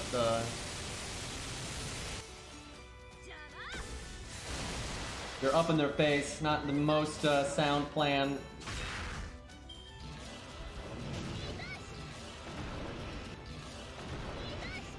Okay, it is very unlikely that this is gonna really hurt her if she can't sync up. I gotta try. Between the attack down and the heal, we've gotta wait another turn.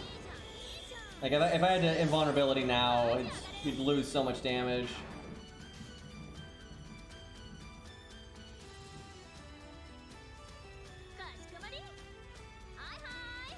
$60, $50, $70. Work with me. Not a good start.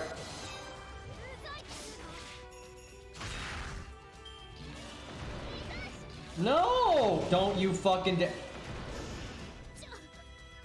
I won't point it, that's not her fault. That was terrible luck. She just took so much damage throughout all that. Like, that was just terrible luck.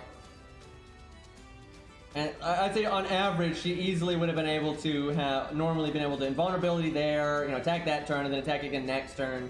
So I think she can make it to like 600k or so, which is pretty good for being level 90. Yeah, if the attack buff was bigger because we attacked down twice, so even if it was just a little bit bigger, actually, we would have lived.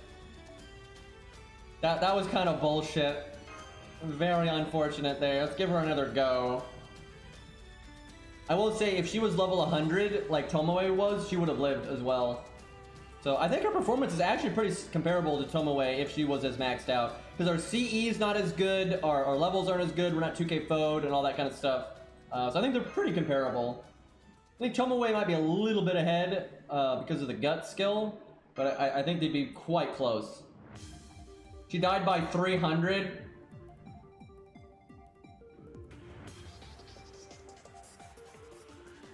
Okay.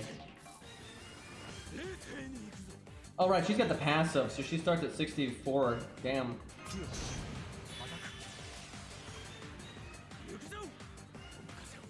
I just like to point out some old school Star Fox music is really good.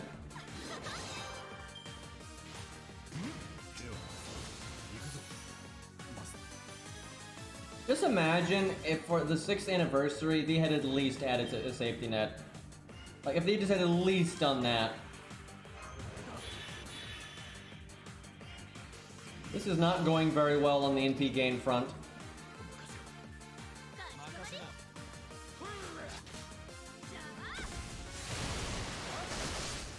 Ugh, I'm not sure that was even worth doing the buster there. Thank God they attacked once.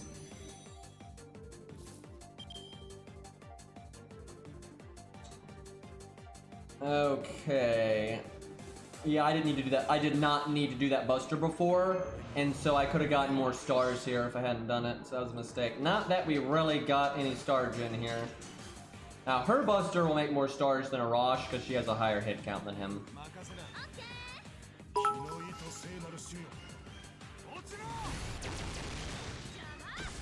He needs 36 bones per skill. That sucks.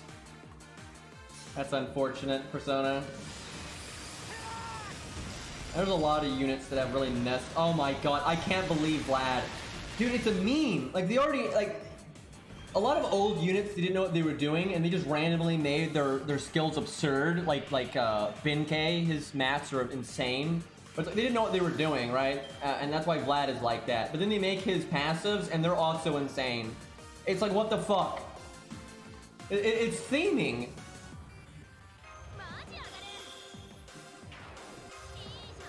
Okay.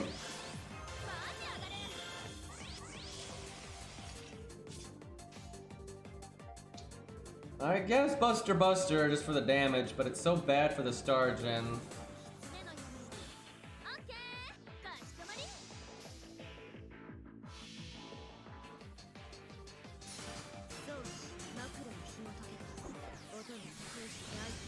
So, I've said this before, if Lancer Vlad from APOC was gonna have mats like that, I'm kinda glad they didn't put him in the game. Even though I like him a lot, and he's way better than Berserker Vlad, I can't even imagine having to, oh my god, Richard! Does he not like JKs? Is that what this is? This is such bad RNG right now. Like, holy crap, dude. Okay, how do I wanna... I guess I gotta do it... I gotta do the crits backwards just for the heal to be optimal. Well, I have a feeling she's gonna die early again because of that.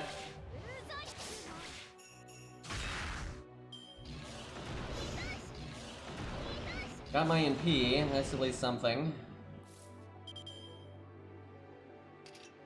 Should have already cast this.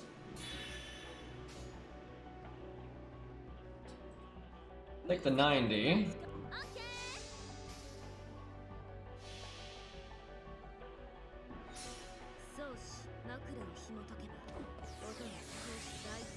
You know, I could cast her first skill during the golem wave because of the way it works, and I could have it come back a bit sooner, but I don't think that's... I'm not sure it's worth the other skills whipping a turn. I don't know, it might be.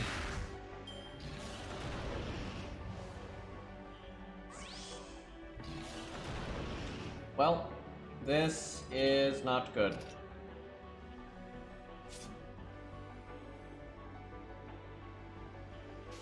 I kind of want to not cast it now.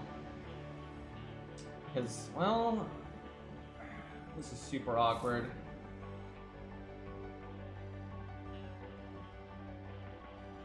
I think I do art quick art.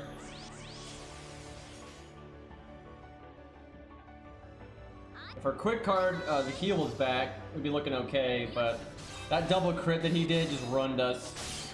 It's super unlucky.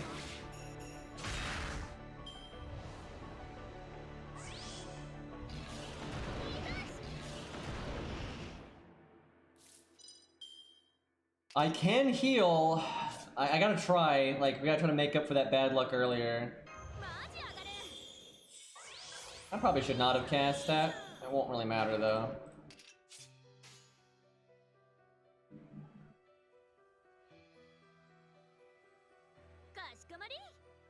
$50% crit versus the guaranteed 20% damage. We'll go for the 50 because it's got the 10% on crit.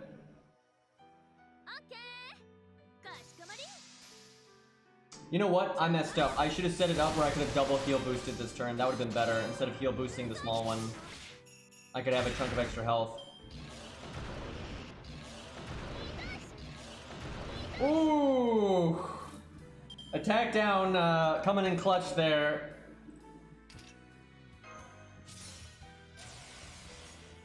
Okay, good timeline. Wait, I should have done the bigger crit first because the Buster Up is only for my next two Buster attacks. That was a mistake. I mean, maybe we get lucky in the 51 crits, but it would definitely have been better to switch that around. Doing it this way is the right play, though, if the 50% does crit because of the command code. And it did! See, we just save scummed and we knew.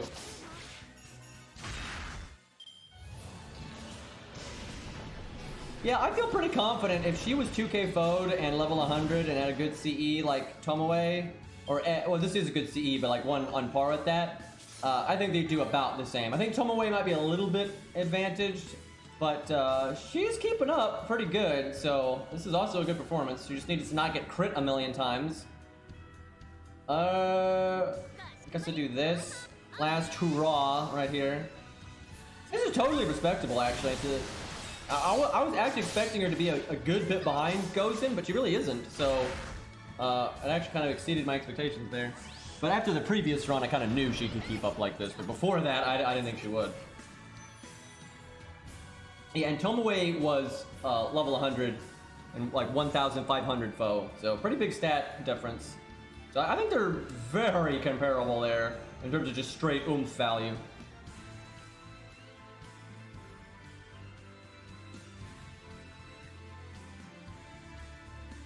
From what I've heard though, that other Aniplex game is actually like the big higher up is Disney. If that's the game I think it is. And because that's as far as I'm aware, that is the only Aniplex game in history that's ever had a pity system. It's not that game? Oh, well, that's crazy then. So I wonder if Aniplex, okay, I wonder then if Aniplex is starting to change their tune and then DW is the one that's like, fuck it. Twisted Wonderland is the Disney one? Because yeah, the Disney one, I very much think it was Disney's idea to put in the safety net. I very much think that. But I don't know about that other one. It's the Modica game. Well, I don't think that had a safety net from the beginning. But did they add one in? Because that game shut down in NA. So it hasn't been a very successful game. So that doesn't give me a lot of hope. It does not give me a lot of hope, because they might just be desperate and throwing shit at the wall and seeing if it somehow turns it around. The thing is, it wouldn't make a difference. From what I've seen, that game is kind of successful, but not like super successful in Japan. And so it's like, with or without a safety net, the player base isn't large enough for it to matter. I don't know though. It's at least it's hope, kind of, I guess. Like, if Aniplex is maybe thinking about it, I don't know. I wonder if it is DW being the. I keep forgetting Lost. Did Sakura Wars have a pity system or not? I just cannot. I know I've asked this like a million times, but I can just never remember if it did or not. I don't think that's the only reason. People like to say X failed because of Y, but it's way more complicated than that.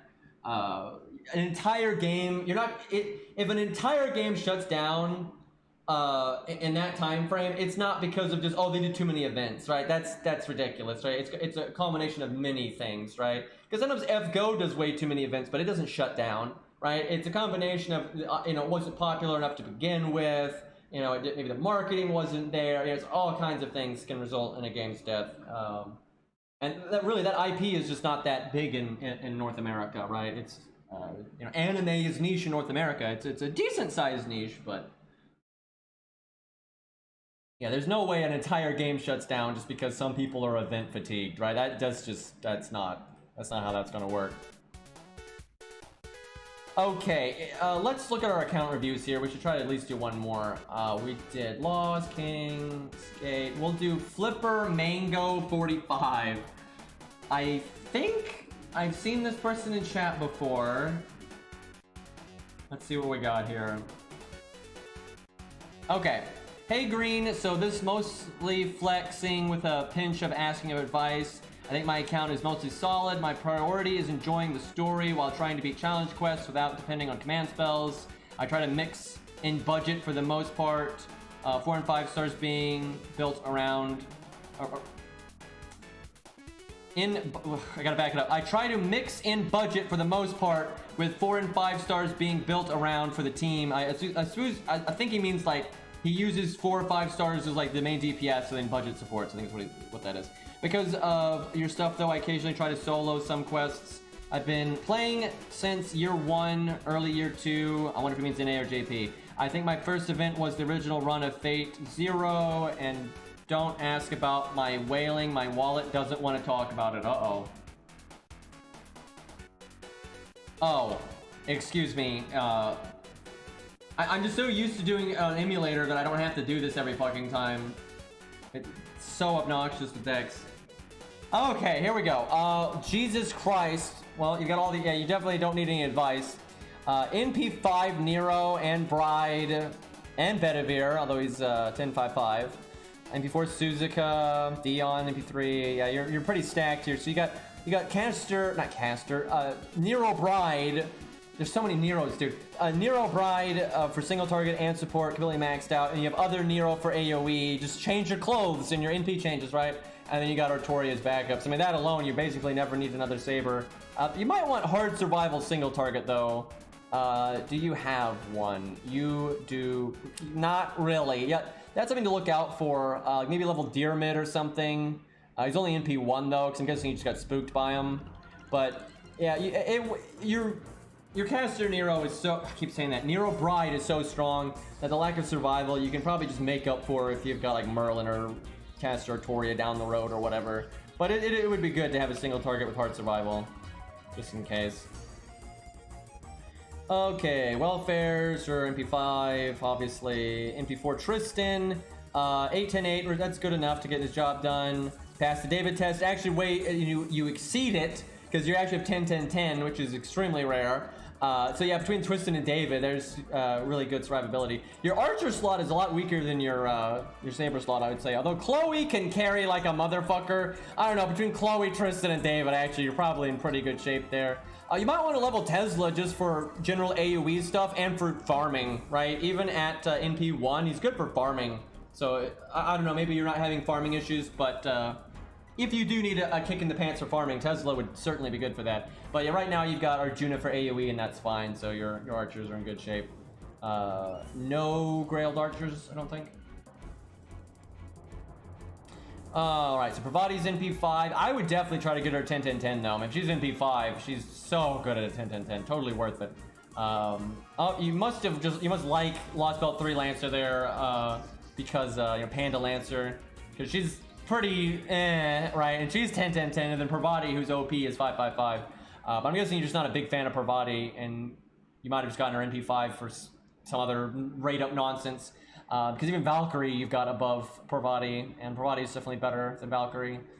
Let's see, so you got super maximum Jalter Lily. I don't think I've seen one of those before. I guess that's pretty decent for farming, actually. And you got Enkidu. Enkidu would definitely be worth getting. Man, every time I see like one of the strongest units in the game on this account, they're always NP1 though, right? Like out of these archers, one of the better ones is Tesla. Like Tesla is really good, especially for AoE. He's like the best one you've got here, but he's NP1. And then for this, Enkidu is easily the best Lancer here, but he's NP1. So just kind of is what it is. But Enkidu even at NP1 is so worth leveling.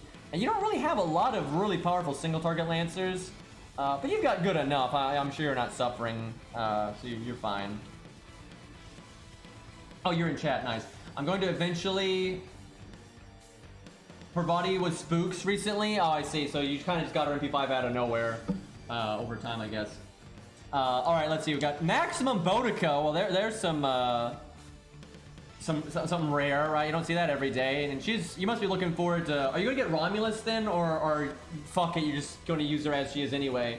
But if you like Boudica that much, obviously she's super good with Romulus, which is weird, right? You wouldn't think it, but. So nobody's NP4. So Ozzy and Mev are the NP1s, which is unfortunate because again, the best fucking rider here is Ozzy, and he's NP1. He's not even leveled, so I'm assuming you don't really care about him. Okay, so we've got Da Vinci for AoE, Mev for single target. So your rider slot's pretty weak on skill ranks. You got Kentoki, so that'll do really well for single target though. Your AoE though is kind of sloppy, but it's not that important. I mean, AoE's for farming, and a lot of times you can farm with low skill ranks, so kind of whatever. You're already ready for Demeter, I'd say. Between Ushi, Alex, and Rider Kentoki, you can beat Demeter just like that. But yeah, Mango, are you planning on rolling for Super Romulus to work with your Boudica? Because you have this Omega upgraded Boudica?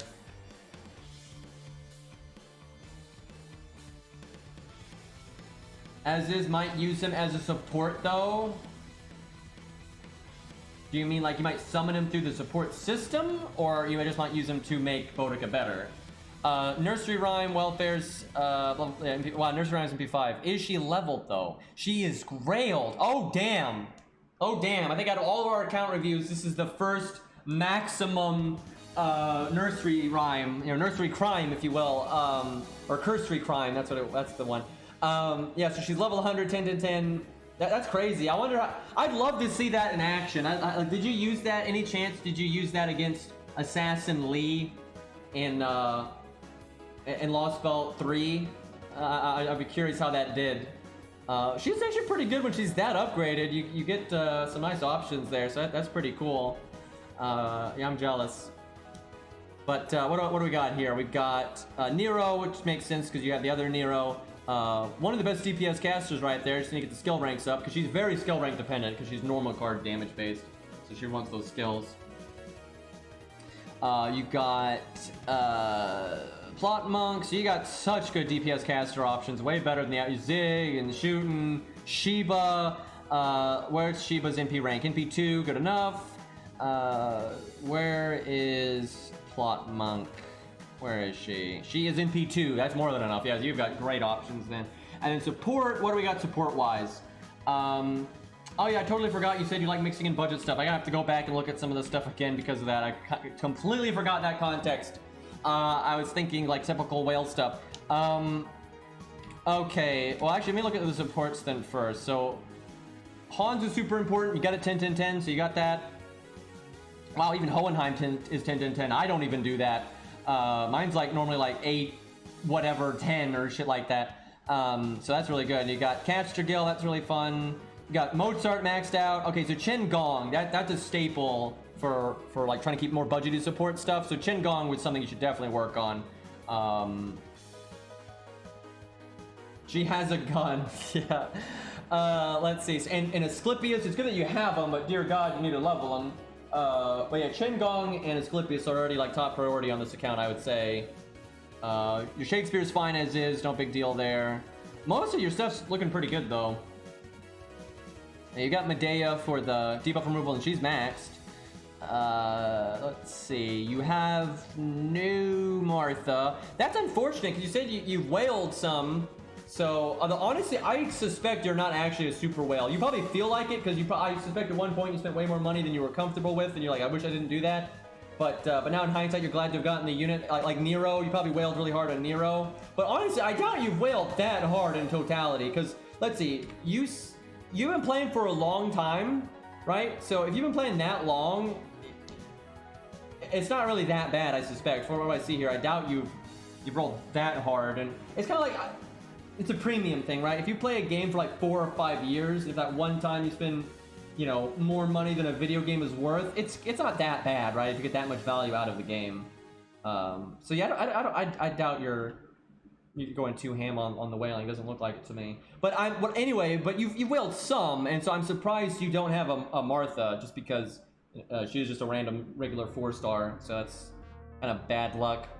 But you got the Yuri pirates, you got the trap, you basically got all of them except Martha, because you got Antoinette, you got the Yuri pirates, yeah, you got trap. What else was there? Like, I think there's probably one other one I'm forgetting, but yeah, you're mostly just missing Martha there. So that's it. Do you have multiple copies of any of these? Let's see. You've got MP3 Yuri pirates, MP3 Antoinette, right? That's very unlucky that you don't have Martha. But you have Asclepius.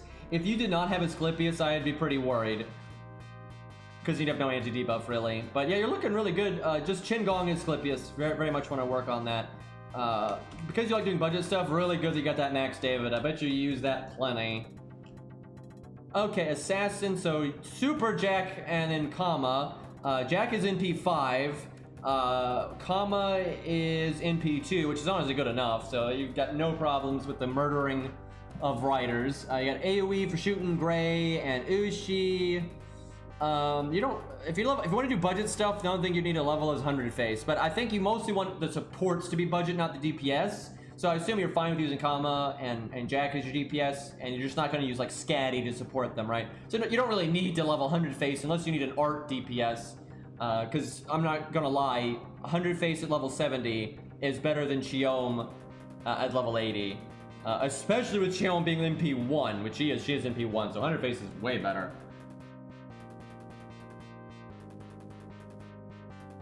Actually, we're going to be done with all the account reviews pretty soon, so the floodgates will be open again. Like, at this rate, it'll probably be like, 3 or 4 days. Now, it might slow down if they actually put out an event. I don't do account reviews every day, but at this pace, it's not going to take that long. Like, it'll be all right. All right, so yeah, I'd say your assassin slot those in really good shape. Like, you don't need nothing. You've got Fuma, and Fuma doesn't really need skill ranks unless you're really min-maxing budget stuff. So you're totally fine. If you want to use Wu though, like Wu's you got tagged as one of your favorites. So Wu's a reasonable support. She's not OP like Scatty. Wu is good, but she's not OP.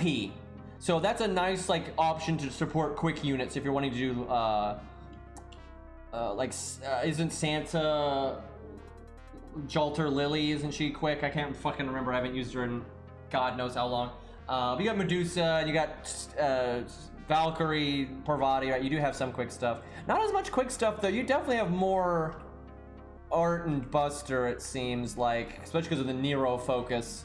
So not that high a priority for Wu. You really, well, Jack and Kama, that would be good. Oh, she's Buster? Okay, never. Oh, really get Chen Gong up then, like, holy crap. Yeah, actually, Wu's kind of not going to get that much mileage then, I feel like, because if you are fighting a rider, you're going to murder them anyway. Because Kama and Jack are so good, they don't really need the help from Wu. So, if anything, Wu wouldn't be that high a priority. But if you like her, I mean, you can certainly get big numbers and have fun with it, so by all means. Alright, what do we got here? So, unlike a lot of people, you don't really need your Berserkers. Your other classes are in pretty good shape, but you've got Jerker maxed out, super good. You got Penth maxed out. They have such good synergy together. And Penth is NP3. That's awesome. So you got that's super useful. There's all kinds of challenge quests that's good for. The Musashi for AoE, and she is... Oh, hey, Mori's NP5. Feels good. He's, I'm guessing that you roll... I bet you rolled for... Nobu, because you didn't level him. So I'm guessing that was just a side product. Let's see. What's your Musashi? NP3. That's more than good enough. That'll murder everything ever. Got that. Hercules. I'm jealous. I've seen so many Herculeses on so many of these accounts I've reviewed, and I myself don't have Hercules, even though I very much want him. And I've rolled on White Day multiple times.